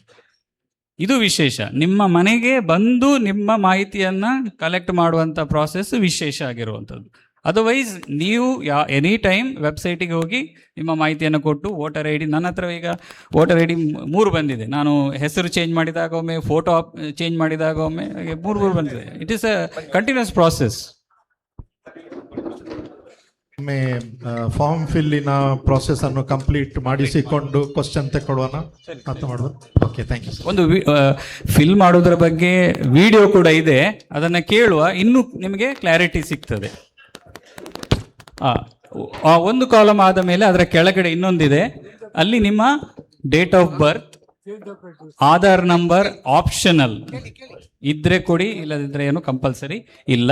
ನಿಮ್ಮ mobile number, father's or guardian's name, father's guardian EPIC number again optional, ತಾಯಿಯ ಹೆಸರು, ತಾಯಿಯ EPIC number, spouse name, spouse EPIC number optional. ಇದೆಲ್ಲ ಆಧಾರ್ ನಂಬರ್ ಒಂದು ಕೊಡಿ, ನಿಮಗೆ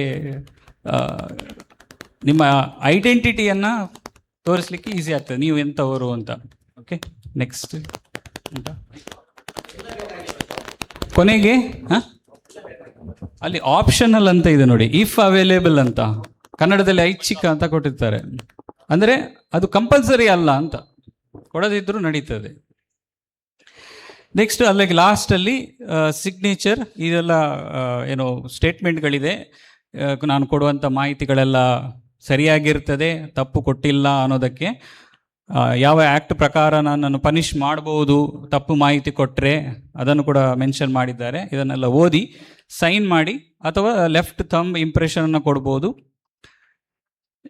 ಮತದಾರನೇ ಆಗಿರಬೇಕು ಅಂತಿಲ್ಲ, ಮತದಾರನ ಮನೆಯಲ್ಲಿ ಬೇರೆಯವರು ಕೂಡ ಈ ಫಾರ್ಮನ್ನು ಫಿಲ್ ಮಾಡಿ ಸೈನ್ ಮಾಡಿ ಕೊಡ್ಬೋದು. ಮೆನ್ಷನ್ ರಿಲೇಷನ್, ಅದು ನೀವು ಯಾರು ಫಿಲ್ ಮಾಡ್ತಾ ಇದ್ರೆ ಅವರ ಸಂಬಂಧ ಏನು ಅನ್ನೋದನ್ನು ಬರಿಬೇಕಾಗ್ತದೆ.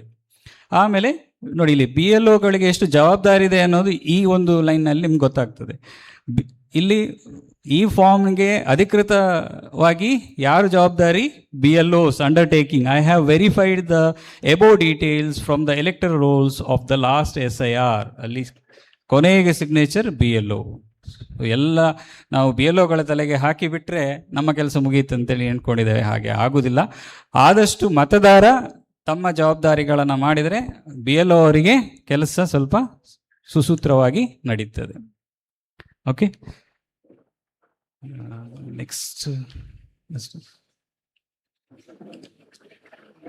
ಇದೆಲ್ಲ ಬೇಡ. ಒಂದು ವಿಡಿಯೋ ಪ್ಲೇ ಮಾಡ್ತೇನೆ. ಅದರಲ್ಲಿ ಈಗ ನಾನು ಹೇಳಿದ ಎಲ್ಲ ಮಾಹಿತಿಗಳ ಸಮ್ಮರಿ ಇದೆ.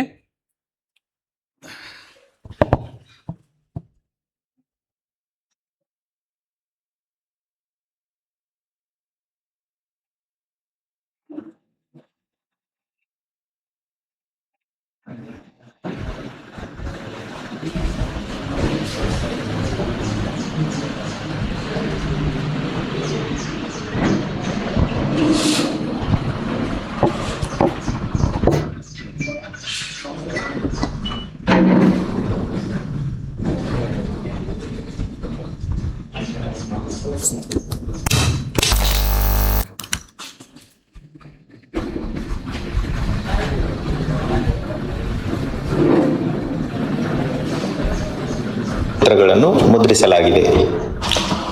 ಆತ್ಮೀಯ ಮತದಾರ ಬಂಧುಗಳೇ, ನಿಮ್ಮೆಲ್ಲರಿಗೂ ನಮಸ್ಕಾರ.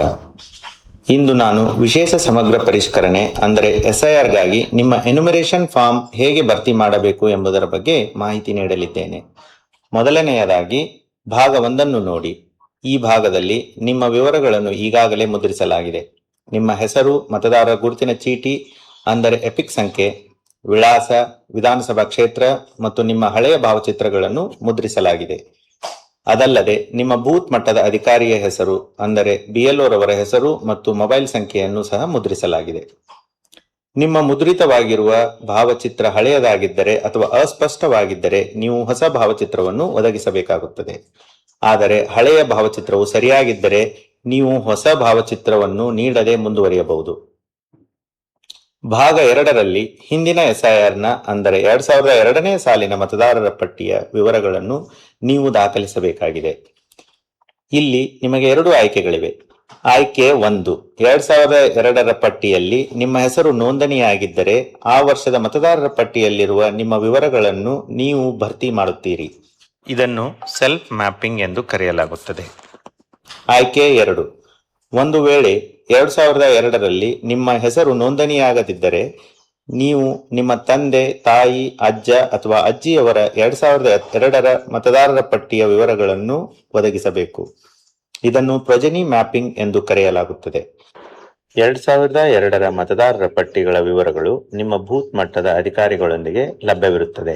ಅದಲ್ಲದೆ ಮುಖ್ಯ ಚುನಾವಣಾಧಿಕಾರಿಯವರ ವೆಬ್ಸೈಟ್ co.karnataka.gov.in ಮತ್ತು ಭಾರತ ಚುನಾವಣಾ ಆಯೋಗದ ವೆಬ್ಸೈಟ್ voters.eci.gov.in ಹಾಗೂ ECI ನೆಟ್ ಅಪ್ಲಿಕೇಶನ್ನಲ್ಲಿ ಸಹ ಲಭ್ಯವಿರುತ್ತದೆ. ಭಾಗ 3ರಲ್ಲಿ ನಿಮ್ಮ ಪ್ರಸ್ತುತ ವಿವರಗಳನ್ನು ನಮೂದಿಸುತ್ತೀರಿ. ದಯವಿಟ್ಟು ಗಮನಿಸಿ, ಇಲ್ಲಿ ನಿಮ್ಮ ಜನ್ಮ ದಿನಾಂಕವನ್ನು ಕಡ್ಡಾಯವಾಗಿ ನಮೂದಿಸಬೇಕು. ಆದರೆ ನಿಮ್ಮ ಆಧಾರ್ ಮತ್ತು ಮೊಬೈಲ್ ಸಂಖ್ಯೆಗಳನ್ನು ನಮೂದಿಸುವುದು ಐಚ್ಛಿಕವಾಗಿರುತ್ತದೆ. ಅದರೊಂದಿಗೆ ನೀವು ಕುಟುಂಬ ಸದಸ್ಯರ ಹೆಸರುಗಳನ್ನು ಒದಗಿಸಬೇಕು. ಇದರಲ್ಲಿ ನಿಮ್ಮ ತಂದೆ, ಪೋಷಕರು, ತಾಯಿಯವರ ಹೆಸರು ಹಾಗೂ ಮದುವೆಯಾಗಿದ್ದರೆ ಗಂಡ ಅಥವಾ ಹೆಂಡತಿಯ ಹೆಸರನ್ನು ನಮೂದಿಸಬಹುದು. ಒಂದು ವೇಳೆ ಅವರ ಎಪಿಕ್ ಸಂಖ್ಯೆ, ಮತದಾರರ ಗುರುತಿನ ಚೀಟಿ ಸಂಖ್ಯೆ ನಿಮ್ಮ ಬಳಿ ಇದ್ದರೆ ನೀವು ಅದನ್ನು ಸಹ ನಮೂದಿಸಬಹುದು. ನಿಮ್ಮ ಎಲ್ಲಾ ನಮೂದುಗಳು ನಿಖರವಾಗಿವೆಯೇ ಎಂದು ನೀವು 2 ಬಾರಿ ಪರಿಶೀಲಿಸಿ ಹಾಗೂ ಕೆಳಗಡೆ ನೀಡಿರುವ 3 ಘೋಷಣೆಗಳನ್ನು ಓದಿಕೊಂಡ ನಂತರ ಫಾರ್ಮ್ಗೆ ಸಹಿ ಮಾಡಿ ಅಥವಾ ಎಡಗೈ ಹೆಬ್ಬೆರಳ ಗುರುತು ನೀಡಿ. ನಿಮ್ಮ ಅನುಪಸ್ಥಿತಿಯಲ್ಲಿ ನಿಮ್ಮ ಪರವಾಗಿ ನಿಮ್ಮ ಕುಟುಂಬದ ಯಾವುದೇ ವಯಸ್ಕ ಸದಸ್ಯರು ನಿಮ್ಮೊಂದಿಗಿನ ಸಂಬಂಧವನ್ನು ನಮೂದಿಸಿ ಸಹಿ ಮಾಡಬಹುದು. ಸಹಿ ಮಾಡಿದ ನಂತರ ಫಾರ್ಮ್ ಅನ್ನು ನಿಮ್ಮ ಬೂತ್ ಮಟ್ಟದ ಅಧಿಕಾರಿಯವರಿಗೆ ಅಂದರೆ BLO ರವರಿಗೆ ಹಸ್ತಾಂತರಿಸಿ. ನಂತರ BLO ಸ್ವತಃ ಫಾರ್ಮ್ಗಳಿಗೆ ಸಹಿ ಮಾಡುತ್ತಾರೆ ಅವರು ಅಧಿಕೃತ ದಾಖಲೆಗಳಿಗಾಗಿ ಒಂದು ಪ್ರತಿಯನ್ನು ಇಟ್ಟುಕೊಳ್ಳುತ್ತಾರೆ ಮತ್ತು ಇನ್ನೊಂದು ಪ್ರತಿಯನ್ನು ನಿಮಗೆ ಹಿಂತಿರುಗಿಸುತ್ತಾರೆ. ದಯವಿಟ್ಟು ಈ ಹಿಂತಿರುಗಿಸಿದ ಪ್ರತಿಯನ್ನು ಸುರಕ್ಷಿತವಾಗಿಟ್ಟುಕೊಳ್ಳಿ, ಏಕೆಂದರೆ ಇದು ನಿಮ್ಮ ಅಧಿಕೃತ ಸ್ವೀಕೃತಿಯಾಗಿರುತ್ತದೆ. ವಿಶೇಷ ಸೂಚನೆ: ಎನ್ಯುಮರೇಷನ್ ಫಾರ್ಮ್ ಜೊತೆ ಯಾವುದೇ ದಾಖಲೆ ಒದಗಿಸುವ ಅವಶ್ಯಕತೆ ಇರುವುದಿಲ್ಲ. ನಿಮ್ಮ ಅಮೂಲ್ಯ ಸಮಯಕ್ಕಾಗಿ ಧನ್ಯವಾದಗಳು. ಈಗ ಯಾವ ವೆಬ್ಸೈಟ್ನಲ್ಲಿ ನೀವು 2002ರ ಮಾಹಿತಿಯನ್ನು ಪಡ್ಕೊಳ್ಬೋದು ಅನ್ನೋದನ್ನು ತೋರಿಸ್ತೇನೆ. ಆಲ್ರೆಡಿ ಈಗ ಸೈಟ್ಲಿಯನ್ನು ತೋರಿಸಿದ್ದಾರೆ. ನಾನು ಅದನ್ನು ಪ್ರಾಕ್ಟಿಕಲಿ ಮಾಡಿ ನಮ್ಮೊಬ್ಬರ ಸಹಪಾಠಿಯ BLO ಇದು ಮಾಸ್ಟರ್ ಟ್ರೈನರ್ ಇದ್ದು ಹುಡುಕಿ ತೋರಿಸ್ತೇನೆ. ಸೊ ಆವಾಗ ನಿಮಗೆ ಗೊತ್ತಾಗ್ತದೆ ಅದು ಹೇಗೆ ಅಂತ.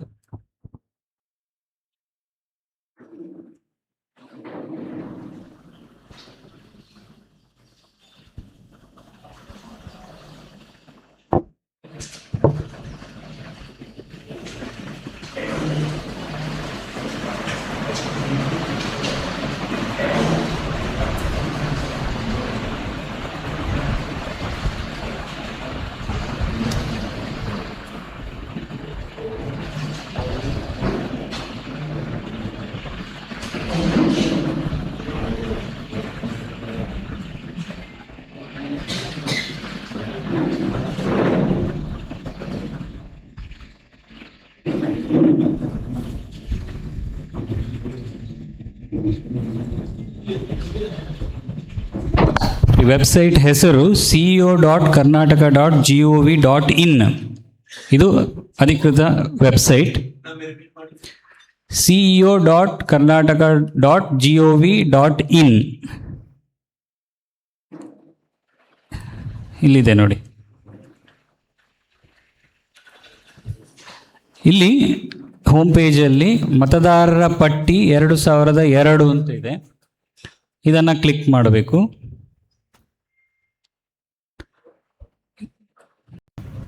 ಇಲ್ಲಿ 2 ಆಪ್ಷನ್ ಇರ್ತದೆ ನಿಮಗೆ.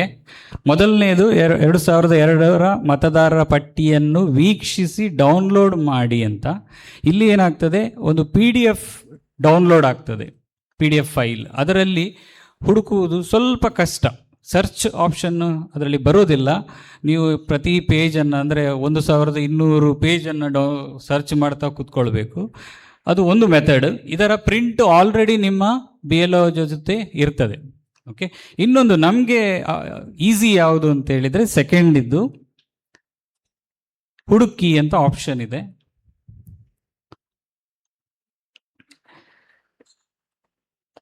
ಇಲ್ಲಿ ಈ ವೆಬ್ಸೈಟ್ ಕನ್ನಡದಲ್ಲಿಯೂ ಇದೆ, ಇಂಗ್ಲಿಷಲ್ಲಿಯೂ ಇದೆ.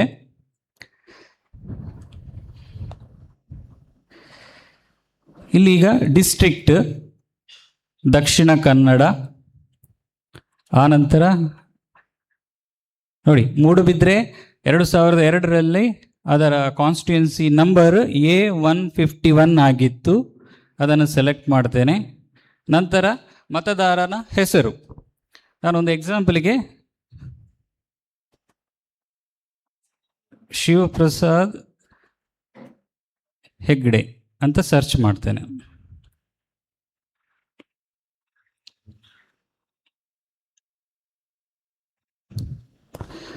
ನೋಡಿ ಡೀಟೇಲ್ಸ್ ಬಂತು. 2002ರಲ್ಲಿ ಶಿವಪ್ರಸಾದ್ ಹೆಗಡೆ ಅಂತೇಳಿ ಸರ್ಚ್ ಮಾಡಿದಾಗ 2 ಡೀಟೇಲ್ಸ್ ಬಂತು. ಒಂದು ಶಿವಪ್ರಸಾದ್ ಹೆಗಡೆ ಅವರದ್ದು, ಅವರ ತಂದೆದ್ದು, ಇದ್ದಂತಹ ಪಾರ್ಟ್ ನಂಬರ್ 92, ಆಮೇಲೆ ಸೀರಿಯಲ್ ನಂಬರ್ 945. ಇದು ಮೇಲೆದ್ದು ಅವರ ಪತ್ನಿದು. ಸೊ ಹೀಗೆ ಡೀಟೇಲ್ಸನ್ನು ಹುಡ್ಕೊಳ್ಬೋದು. ಇದರಲ್ಲಿ ಏನಾದರೂ ಸಂಶಯ ಇದ್ದರೆ ಕೇಳ್ಬೋದು.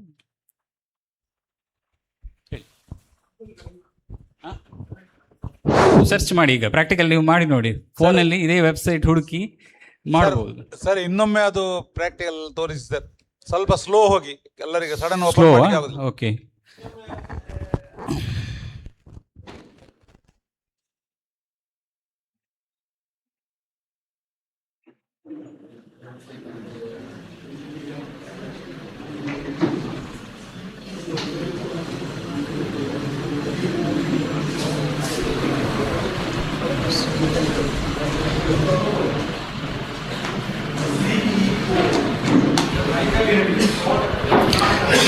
ನೋಡಿ, ವೆಬ್ಸೈಟ್ ಹೆಸರು ceo.karnataka.gov.in. ಈ ವೆಬ್ಸೈಟಿಗೆ ಹೋದರೆ ಈ ಹೋಮ್ ಪೇಜ್ ಓಪನ್ ಆಗ್ತದೆ. ಅಲ್ಲಿ ಇಲೆಕ್ಟೋರಲ್ ರೋಲ್ 2002 ಈ ಬಟನನ್ನು ಕ್ಲಿಕ್ ಮಾಡಬೇಕು.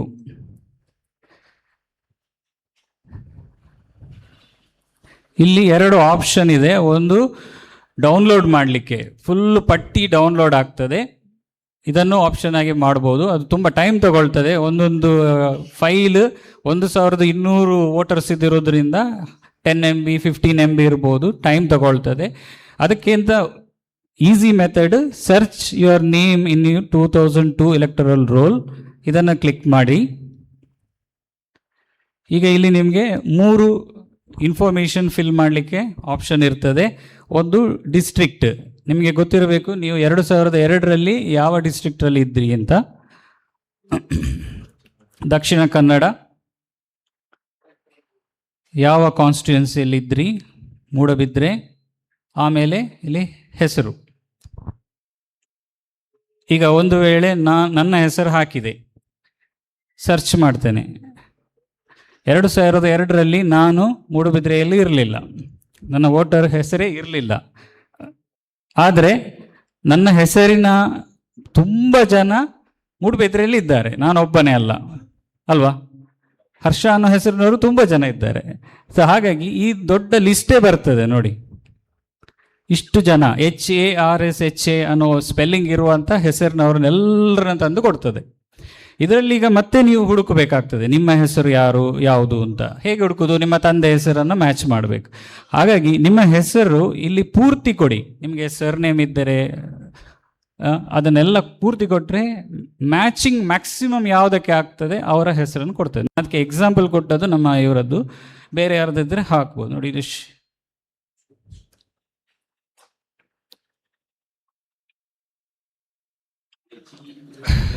ಸಾರಿ,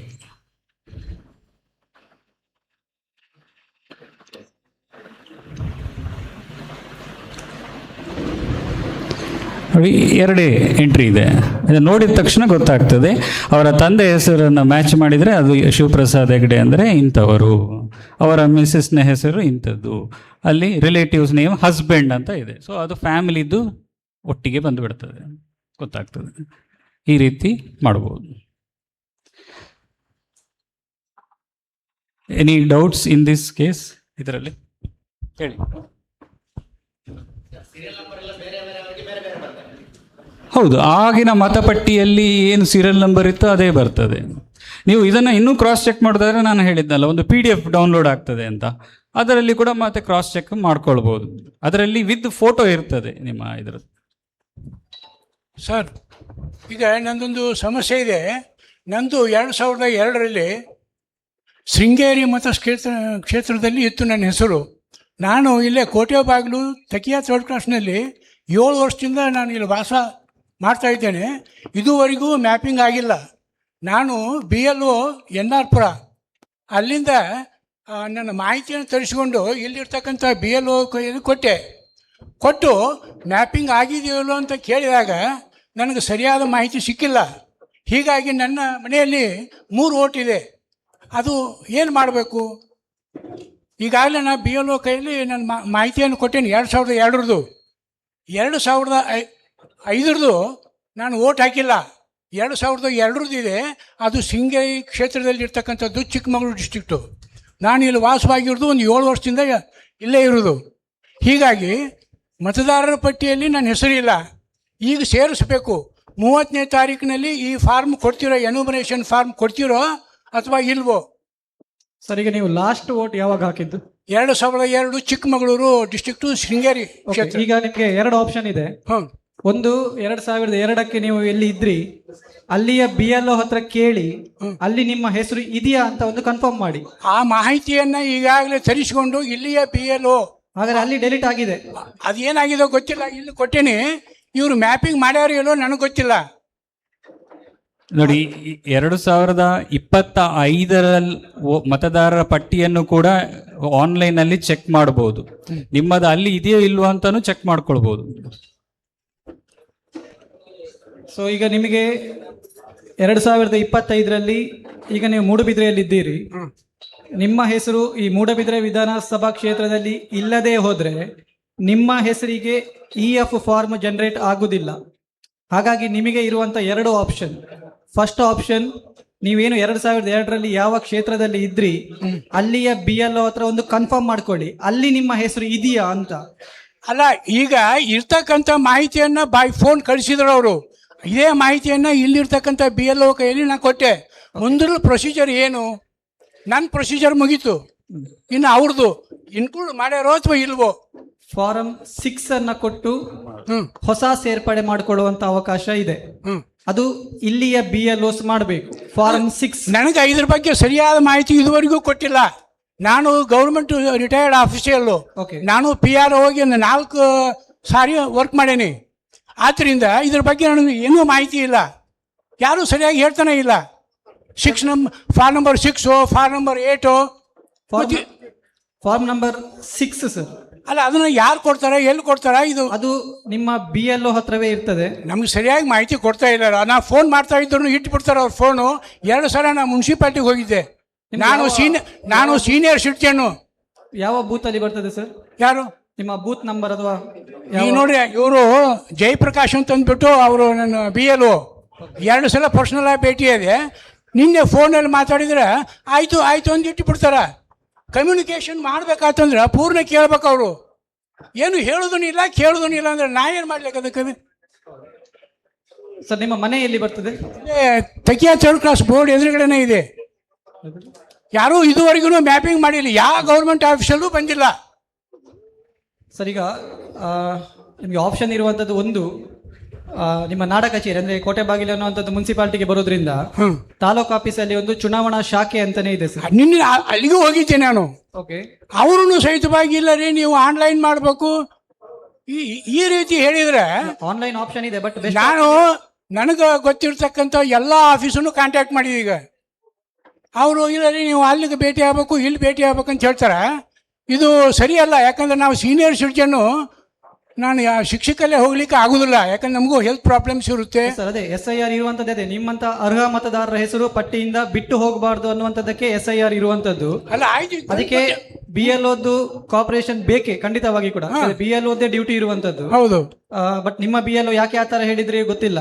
ನಾನು ಅವ್ರಿಗೆ ಲಿಸ್ಟನ್ನು ಕೊಟ್ಟೆ, ಅಲ್ಲಿ BLO ಕಳಿಸಿರ್ತಕ್ಕಂಥ ಮಾಹಿತಿನೂ ಕೊಟ್ಟೆ. ಪಾರ್ಟ್ ನಂಬರು, ಅದು ವಾರ್ಡ್ ನಂಬರು, ಪ್ರತಿಯೊಂದು ಸೀರಿಯಲ್ ನಂಬರು ಕೊಟ್ಟರು ಸಹಿತವಾಗಿ ಅದು ಯಾಡಾಯಿತೋ ಇಲ್ವೋ, ಏನು ಮಾಡಬೇಕು ಅನ್ನೋದು ಹೇಳಿಲ್ಲ ನಮಗೆ. ಹೀಗಾಗಿ ಕನ್ಫ್ಯೂಷನ್ ಜಾಸ್ತಿ ಇದೆ. ನಮ್ಮಂಥವ್ರಿಗೆ ಕನ್ಫ್ಯೂಷನ್ ಜಾಸ್ತಿ ಇದ್ದಾಗ ಉಳಿದ ಗ್ರಾಮಾಂತರ ಜನರದ್ದು ಸಮಸ್ಯೆ ಏನು? ಇದನ್ನ ಕ್ಲಾರಿಫೈ ಮಾಡಬೇಕು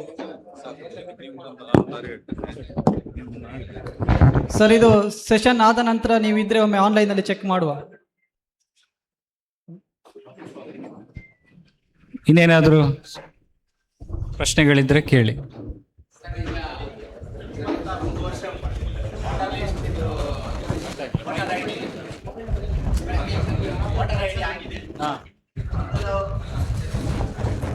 ಹಲೋ, ಈಗ 21 ವರ್ಷ ವೋಟರ್ ID ಬಂದಿದೆ. ಇದಕ್ಕೆ ಮೊದಲು ವೋಟ್ ಹಾಕಲಿಲ್ಲ, ಆದರೆ ಅದು 6 ಫಾರ್ಮ್ನಲ್ಲಿ ಎಂಟರ್ ಮಾಡಬೇಕಾ? 2025ರ ಲಿಸ್ಟ್ನಲ್ಲಿ ಹೆಸರು ಉಂಟಾ? ಗೊತ್ತಿಲ್ಲ. ಚೆಕ್ ಮಾಡ್ಬೋದು, ವೆಬ್ಸೈಟಲ್ಲಿ ಚೆಕ್ ಮಾಡ್ಬೋದು. 2025ರದ್ದು ವೋಟರ್ ಲಿಸ್ಟಲ್ಲಿ ಇದೇ ಹೇಗೆ ತೋರಿಸಿಕೊಟ್ನೆಲ್ಲ ಇದೇ ಥರ ಚೆಕ್ ಮಾಡಿ ಅದರಲ್ಲಿ ಹೆಸರು ಇದ್ರೆ ನಿಮ್ಮ EF ಫಾರ್ಮ್, ಈ ತರದ ಫಾರ್ಮ್ ಆ ಮತದಾರನಿಗೆ ಪ್ರಿಂಟ್ ಆಗ್ತದೆ. 2 ಕಾಪಿ ಪ್ರಿಂಟ್ ಆಗ್ತದೆ. ನಿಮ್ಮ ವೋಟರ್ ID-ಯಲ್ಲಿ ಏನು ಅಡ್ರೆಸ್ ಇದೆ ಅಲ್ಲಿಗೆ BLO ಬಂದೇ ಬರ್ತಾರೆ. ಅವರಿಗೆ ಕಂಪಲ್ಸರಿ ಬರಲೇಬೇಕು. ಬಾರದೇ ಇದ್ದ ಸಂದರ್ಭದಲ್ಲಿ ಅವರು ರೀಸನ್ ಕೊಡಬೇಕು, ಯಾಕೆ ಹೋಗ್ಲಿಲ್ಲ, ಯಾಕೆ ಡೆಲಿವರಿ ಮಾಡಲಿಲ್ಲ. ಅದಕ್ಕೆ ಒಂದಷ್ಟು ಆಪ್ಷನ್ಗಳೆಲ್ಲ ಇದೆ, ಎನ್ಕ್ವೈರಿಗೆ ಬರ್ತದೆ. ಆ ಸಂದರ್ಭದಲ್ಲಿ ನಿಮ್ಮ ದಾಖಲೆ ಏನಿದೆ ಅದಂತಂದು ತೋರಿಸಿ. ಸರ್, ಇನ್ನೊಂದು ಕ್ವಶನ್. ಇವತ್ತು ಅಲ್ಲಿ ಡೇಟ್ ಆಫ್ ಬರ್ತ್ ಹಾಕ್ಲೇಬೇಕಾ? 3rd ಇದರಲ್ಲಿ as per the instruction it is mandatory to put the date of birth. Aadhaar ಸಂಖ್ಯೆ ಹಾಕ್ಬೇಕಾ ಅಥವಾ ಬೇಡ? ಕಂಪಲ್ಸರಿ ಇಲ್ಲ. ಕಂಪಲ್ಸರಿ ಇಲ್ವಲ್ಲ? Okay, thank you. ಎಲ್ಲರಿಗೂ ಒಂದು ಅನೌನ್ಸ್ಮೆಂಟ್. ಇಷ್ಟೊಂದು ತಾದಾತ್ಮ್ಯ ಇವತ್ತು ಜನರು ಬಂದಿದ್ದೀರಿ. ತುಂಬ ಕ್ವಶನ್ಸ್ಗಳಿಗೆ ಇವತ್ತು ಕ್ಲಾರಿಫಿಕೇಶನ್ಸ್ಗಳು ಸಿಕ್ಕಿದೆ. ಕೆಲವರಿಗೆ ಹೋಗ್ತಾ ಇದ್ದಾರೆ. ಅವ್ರು ಹೋಗೋ ಮೊದಲು ಒಂದು ಇಂಪಾರ್ಟೆಂಟ್ ಇನ್ಫಾರ್ಮೇಷನ್ ಕೊಡಲಿಕ್ಕೆ ಬಯಸ್ತೇನೆ. NNO ಕಮ್ಯುನಿಟಿ ಸೆಂಟರ್ ಮೂಡುಬಿದ್ರೆ ಟೌನ್ನಲ್ಲಿ ಬದ್ರಿಯಾ ಮಸೀದಿಯ ಹತ್ರ ಇದೆ. ಅದು ಆಲ್ ದ 6 days ಓಪನ್ ಇರ್ತದೆ. ಅಲ್ಲಿ ಟ್ರೈನ್ ಸ್ಟಾಫ್ ಕೂಡ ಇದ್ದಾರೆ. ಈ ಪ್ರಕ್ರಿಯೆಗೆ ಸಂಬಂಧಪಟ್ಟ ಇನ್ನೂ ಸಹ ಕ್ಲಾರಿಫಿಕೇಶನ್ ಬೇಕಿದ್ರೆ ಅಥವಾ ಕರೆಕ್ಷನ್ ಪ್ರಾಸೆಸ್ ಇದ್ರೆ ಅಥವಾ ಇನ್ನೇನಾದರೂ ಕ್ವಶನ್ಸ್ ಇದ್ರೆ ನೀವು ಕಮ್ಯುನಿಟಿ ಸೆಂಟರ್ಗೆ ವಿಸಿಟ್ ಮಾಡಬಹುದು. ಬದ್ರಿಯಾ ಮಸೀದಿಯ ಹಿಂದ್ಗಡೆ ಇದೆ ಕಮ್ಯುನಿಟಿ ಸೆಂಟರ್. ಅಲ್ಲಿ ಬಂದರೆ ನಿಮಗೆ ಹೆಲ್ಪ್ ಮಾಡ್ಬೋದು. ನಮ್ಮ ಸ್ಟಾಫ್ ಕೂಡ ಅಲ್ಲಿ ಇರ್ತಾರೆ. ನಮಗೆ ಇನ್ಫಾರ್ಮೇಶನ್ ಗೊತ್ತಿಲ್ಲದಿದ್ರೂ ಕೂಡ ಅದನ್ನು ರೈಟ್ ಸೋರ್ಸ್ನಿಂದ ನಾವು ಕಲೆಕ್ಟ್ ಮಾಡಿ ನಿಮಗೆ ಹೆಲ್ಪ್ ಮಾಡುವ ಪ್ರಯತ್ನವನ್ನು ನಾವು ಮಾಡ್ತೇವೆ ಇನ್ಶಾಲ್ಲ.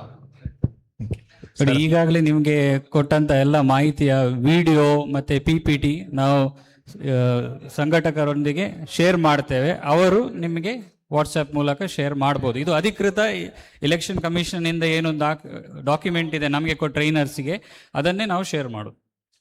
ಸರ್ ಒಂದು ನಿಮಿಷ. ವೋಟ್ ಹಾಕದೇ ಇರಲಿ ಸಂಬಂಧ ಇಲ್ಲ. ನಿಮ್ಮ ಹೆಸರು 2002 ಮತಪಟ್ಟಿಯಲ್ಲಿ ಇದ್ರೆ ಆಯ್ತು. ವೋಟ್ ಹಾಕುವುದಕ್ಕೂ ಇದಕ್ಕೂ ಸಂಬಂಧ ಇಲ್ಲ. ಸರ್ ಒಂದು ನಿಮಿಷ ಇಲ್ಲಿ ಫಾರ್ಮ್ ಫಿಲ್ಅಪ್ ಮಾಡಿ ರಿಟರ್ನ್ ಮಾಡಲೇಬೇಕು. ಮಾಡದವರ ಹೆಸರು ಪಟ್ಟಿಯಲ್ಲಿ ಬರುವುದಿಲ್ಲ. ಕರಡು ಪ್ರತಿಯಲ್ಲಿ ಸರ್ ಬಾರದೇ ಇದ್ರೆ ನೀವೇ ಜವಾಬ್ದಾರಿ ಆಗ್ತದೆ. ಸರ್ ಈ 3rd ಕಾಲಮ್ ಅಲ್ಲಿ ನಾವು ಇನ್ಫಾರ್ಮೇಶನ್ ಕೊಡ್ಬೇಕಾದ್ರೆ ರೈಟ್ ಈಗ ಏನಿದೆ ಅದನ್ನೇ ಕೊಡ್ಬೇಕಾ, ಅಲ್ಲ 2025 ಅಲ್ಲಿ ಏನಿದೆ ಅದು ಕೊಡ್ಬೇಕಾ? ಈಗಿನ ಇನ್ಫಾರ್ಮೇಶನ್ ಏನ್ ಆಧಾರ್ ಕಾರ್ಡ್ ಅಲ್ಲಿ ಇದೆ ಅದನ್ನ ಕೊಡ್ಬೋದಲ್ಲ ನಾವು ಈಗ? ನಿಮ್ಮ ಈಗಿನ ದಾಖಲೆ ಏನ್ ಹೇಳ್ತದೆ ಅದನ್ನ ಕೊಡ್ಲಿಕ್ಕೆ. Okay okay. ಇದ್ರ 2002 ಅಲ್ಲಿ ಅದರಲ್ಲಿ ಏನಿದೆ ಅದು ಕೊಟ್ರೆ ಅದೆಲ್ಲ ಸ್ವಲ್ಪ ಒಂದೊಂದು ಸ್ಪೆಲ್ಲಿಂಗ್ ಮಿಸ್ಟೇಕ್ಸ್ ಇದೆ ಅದರಲ್ಲಿ ಅದೇನು ಪ್ರಾಬ್ಲಮ್ ಇಲ್ಲಲ್ಲ, ಅದು ಕರೆಕ್ಟ್ ಮಾಡೋ ಅಗತ್ಯ ಇಲ್ಲ. ಅದರ ಕಾಪಿಯನ್ನ BLO ಗೆ ಪ್ರೊಡ್ಯೂಸ್ ಮಾಡಿ. Okay sir. ಹಲೋ, ಬೇರೆ ಅಧಿಕೃತ ಡಾಕ್ಯುಮೆಂಟ್ಸ್ ಇದೆ? ಇಲ್ಲ ಆತರ ಯಾವ್ದೋ ಒಂದು ಡಾಕ್ಯುಮೆಂಟ್ ಕಂಪಲ್ಸರಿ ಅನ್ನೋದು ಇಲ್ಲ. ಆಧಾರ್ ಕಾರ್ಡ್ ಆಗ್ತದೆ, birth certificate, SSLC marks card, passport, ಮತ್ತೆ ನಿಮ್ಮ ಬ್ಯಾಂಕ್ ಪಾಸ್ಬುಕ್, ಗವರ್ಮೆಂಟ್ ID, ಇದು ಯಾವ್ದನ್ನು ಕೂಡ. Hello sir. ಸರ್ ಹೌದು, 11 ಎಲ್ಲ ಡಾಕ್ಯುಮೆಂಟ್ ಅಲ್ಲ, 11ರಲ್ಲಿ. Hello sir. ನಿಮ್ಮ ಮಾಹಿತಿಯನ್ನ ಅಧಿಕೃತವಾಗಿ ಖಚಿತಪಡಿಸಿಕೊಳ್ಳಿಕ್ಕೆ ERO ಅವರು ಯಾವ ದಾಖಲೆ ಕೇಳ್ತಾರೆ ಅದನ್ನ ಕೊಡುದು ಅಷ್ಟೇ. Hello sir. ಅದರಲ್ಲಿ ಯಾವ್ದಾದ್ರು ಒಂದು ಕೇಳ್ಬೋದು, ಎಂತದಿದ್ರೆ ಕೊಡಿ ಅಂತ, ಇಲ್ಲದ್ರೆ ಅವರು ಡಿಸೈಡ್ ಮಾಡ್ತಾರೆ. Hello sir.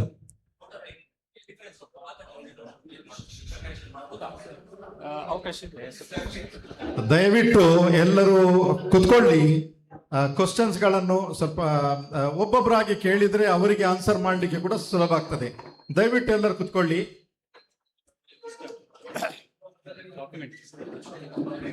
Sir. Hello sir. Hello. ಇನ್ನೊಂದು ವಿಷಯ, ಈ ಸೆಷನ್ ಆದ ನಂತರ ಪಕ್ಕದಲ್ಲಿ ಒಂದು ಕ್ಲಾಸ್ ರೂಮ್ನಲ್ಲಿ ನಾವೊಂದು 1 ಅವರಿಗೋಸ್ಕರ ನಮ್ಮ ಕಮ್ಯುನಿಟಿ ಸೆಂಟರ್ನ ಸ್ಟಾಫ್ಗಳು ಅಲ್ಲಿದ್ದಾರೆ, ಎಲ್ಲರೂ ಇಲ್ಲಿದ್ದಾರೆ. ನಾವು ಆಫೀಸನ್ನು ಓಪನ್ ಮಾಡ್ತೇವೆ, ಅಲ್ಲಿ ಕೂಡ ಬಂದು ನಮ್ಮ ಹತ್ರ ಕೇಳ್ಬೋದು. ಪ್ರೋಗ್ರಾಮ್ ಆದಮೇಲೆ ಒಂದು 15 minutes ಇದ್ದು ಬ್ರೇಕ್ ಕೊಡಿ. ಅಲ್ಲಿ ಬೇಕಾದ ವ್ಯವಸ್ಥೆಯನ್ನು ಮಾಡಲಿಕ್ಕೆ ಲ್ಯಾಪ್ಟಾಪ್ ಮತ್ತು ಇಂಟರ್ನೆಟ್ನ ವ್ಯವಸ್ಥೆ ಅಲ್ಲಿ ಇದೆ. ಆದ್ದರಿಂದ ನಿಮಗೆ ಏನಾದರೂ ಇನ್ಫಾರ್ಮೇಶನ್ ಬೇಕಿದ್ರೆ 2002 ಲಿಸ್ಟ್ನ ಕಾಪಿ ನಿಮಗೆ ಬೇಕಿದ್ರೆ ನಮಗೆ ಹೆಲ್ಪ್ ಮಾಡ್ಲಿಕ್ಕೆ ಆಗ್ತದೆ. ನೀವು ಅಲ್ಲಿ ಕೂಡ ಬಂದು ನಮ್ಮ ಹತ್ರ ಕ್ವಶನ್ಸ್ಗಳನ್ನು ಕೇಳ್ಬೋದು. ನೆಕ್ಸ್ಟ್ ಕ್ಲಾಸ್ ರೂಮ್ನಲ್ಲಿ ಆಫೀಸ್ ಓಪನ್ ಆಗ್ತದೆ ಒಂದು 15 minutes ನಂತರ, ಇದು ಪ್ರೋಗ್ರಾಮ್ ಆದಮೇಲೆ. ಕ್ವಶನ್ಸ್ ಕೇಳಲಿಕ್ಕಿದ್ರೆ ಒಬ್ಬೊಬ್ಬರಾಗಿ ದಯವಿಟ್ಟು ಕ್ವಶನ್ಸ್ ಕೇಳಿ. ಸರ್ ಒಂದೊಂದು ಕ್ವಶನ್ ಇದೆ ಸರ್. ನನ್ನ ಎಲೆಕ್ಷನ್ ಕಾರ್ಡಲ್ಲಿ ಮೊದಲು 2002 ಲಿಸ್ಟಲ್ಲಿ ಸ್ಪೆಲ್ಲಿಂಗ್ ಮಿಸ್ಟೇಕ್ ಇತ್ತು. ಆಮೇಲೆ ಇವಾಗ ನಾನು ಅದನ್ನು ಸರಿ ಮಾಡಿಸ್ಕೊಂಡಿದ್ದೇನೆ, ಈಗ ಸರಿಯಾಗಿದೆ. ಆಮೇಲೆ ಎರಡನೇ ಪ್ರಶ್ನೆ ಅಂತ ಹೇಳಿದರೆ, ನನ್ನ ಅಡ್ರೆಸ್ ಮೊದಲು ಬೇರೆ ಪ್ಲೇಸಲ್ಲಿತ್ತು, ಇವಾಗ ನಾನು ಮೂಡುಬಿದ್ರೆ ತಂದಿದ್ದೇನೆ. ಅದು ಮೊನ್ನೆ ಕಳೆದ ವಾರದಲ್ಲಿ ಕೊಟ್ಟಿದ್ದೇನೆ ಕರೆಕ್ಷನ್ಗೆ ಅಂತ, ಅಡ್ರೆಸ್ ಚೇಂಜ್ ಆಫ್ ಅಡ್ರೆಸ್ ಅಂತ ಹೇಳಿ. ಬಟ್ ಈಗ ಫಾರ್ಮ್ ನನಗೆ ಎಲ್ಲಿ ಸಿಗುತ್ತಾ, ಅಲ್ಲಿ ಉಡುಪಿಯಲ್ಲಿ ಸಿಗುತ್ತಾ, ಮೊದಲಿನ ಪ್ಲೇಸಲ್ಲಿ ಸಿಗುತ್ತಾ? ಅಲ್ಲ, ಈಗ ನಿಮ್ದು ಫಾರ್ಮ್ ಅಲ್ಲಿ 2002ಕ್ಕೆ ನೀವು ಎಲ್ಲಿ ಇದ್ರಿ, ಓಕೆ, ಅದ್ರಲ್ಲಿ ಏನ್ ಹೆಸರು ಇತ್ತು ಅದನ್ನೇ ಅಲ್ಲಿ ಟೈಪ್ ಮಾಡಬೇಕು. Okay, as it is. Column 1 ಅಲ್ಲಿ. Okay, right.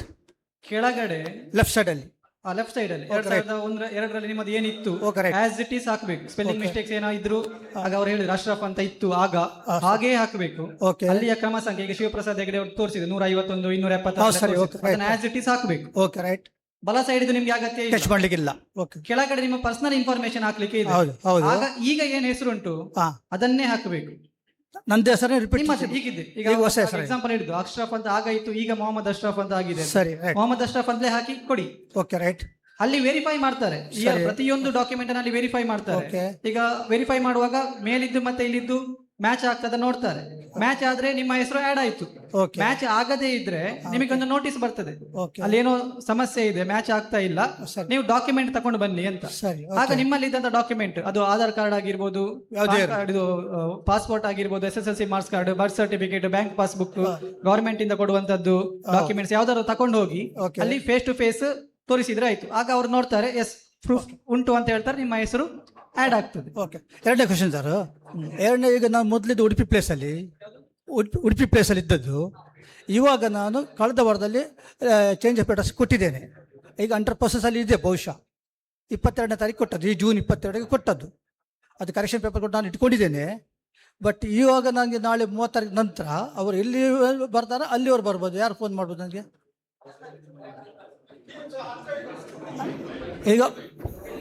ಈಗ ನಾನು ಇವಾಗ ಮೊನ್ನೆ ಕಳೆದ ವಾರದಲ್ಲಿ ಚೇಂಜ್ ಮಾಡಿ ಕೊಟ್ಟಿದ್ದೇನೆ. 22 ಜೂನ್ ಕೊಟ್ಟಿದ್ದೇನೆ. ಅದು ಪ್ರಿಂಟಲ್ಲಿ ತಗೊಂಡು ಇಟ್ಟಿದ್ದೇನೆ. ಅಲ್ಲ, ಜಸ್ಟ್ ಮಾಡಿದಷ್ಟು ಅವ್ರು ಹೇಳಿದ್ರು 3 ದಿನ ನಂತರ ಅದು ಬರ್ತದೆ. ಅಲ್ಲ, 22 ನಮ್ಮ ವ್ಯಾಲಿಡ್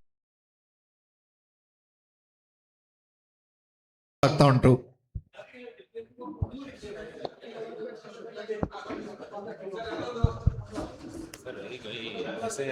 ನೋಟಿಸ್ ಬರ್ತದೆ, ನೋಟಿಸ್ ಬರಲಿಕ್ಕೆ ಬೇರೆ ಬೇರೆ ರೀಸನ್ಸ್ ತಂದೆಗೆ 6 ಜನಕ್ಕಿಂತ ಜಾಸ್ತಿ ತಾಯಿ ಮತ್ತೆ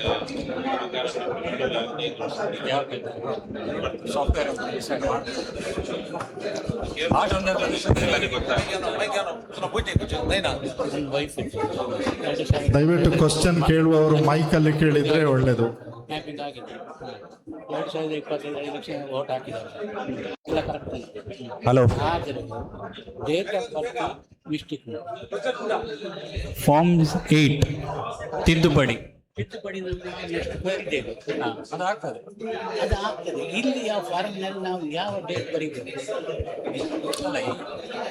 ನಾವು ಈಗ ಸುಧಾರಣೆ 1968 ಅವಳ ಡೇಟ್ ಆಫ್ ಬರ್ತ್. ಇವಾಗ ಅವಳಿಗೆ ಡೇಟ್ ಆಫ್ 1960. ಎಲ್ಲರೂ ದಯವಿಟ್ಟು ಕುತ್ಕೊಳ್ಳಿ. ವಾಲಂಟಿಯರ್ಸ್ ನಿಮ್ಮ ಹತ್ರ ಬರ್ತಾರೆ, ನಿಮ್ಮ ಹತ್ರ ಕ್ವಶನ್ ಇದ್ರೆ. ನೀವು ಗ್ರೂಪ್ ಆಗಿ ಮಾತಾಡಿದ್ರೆ ಅದು ಸರಿಯಾಗುದಿಲ್ಲ.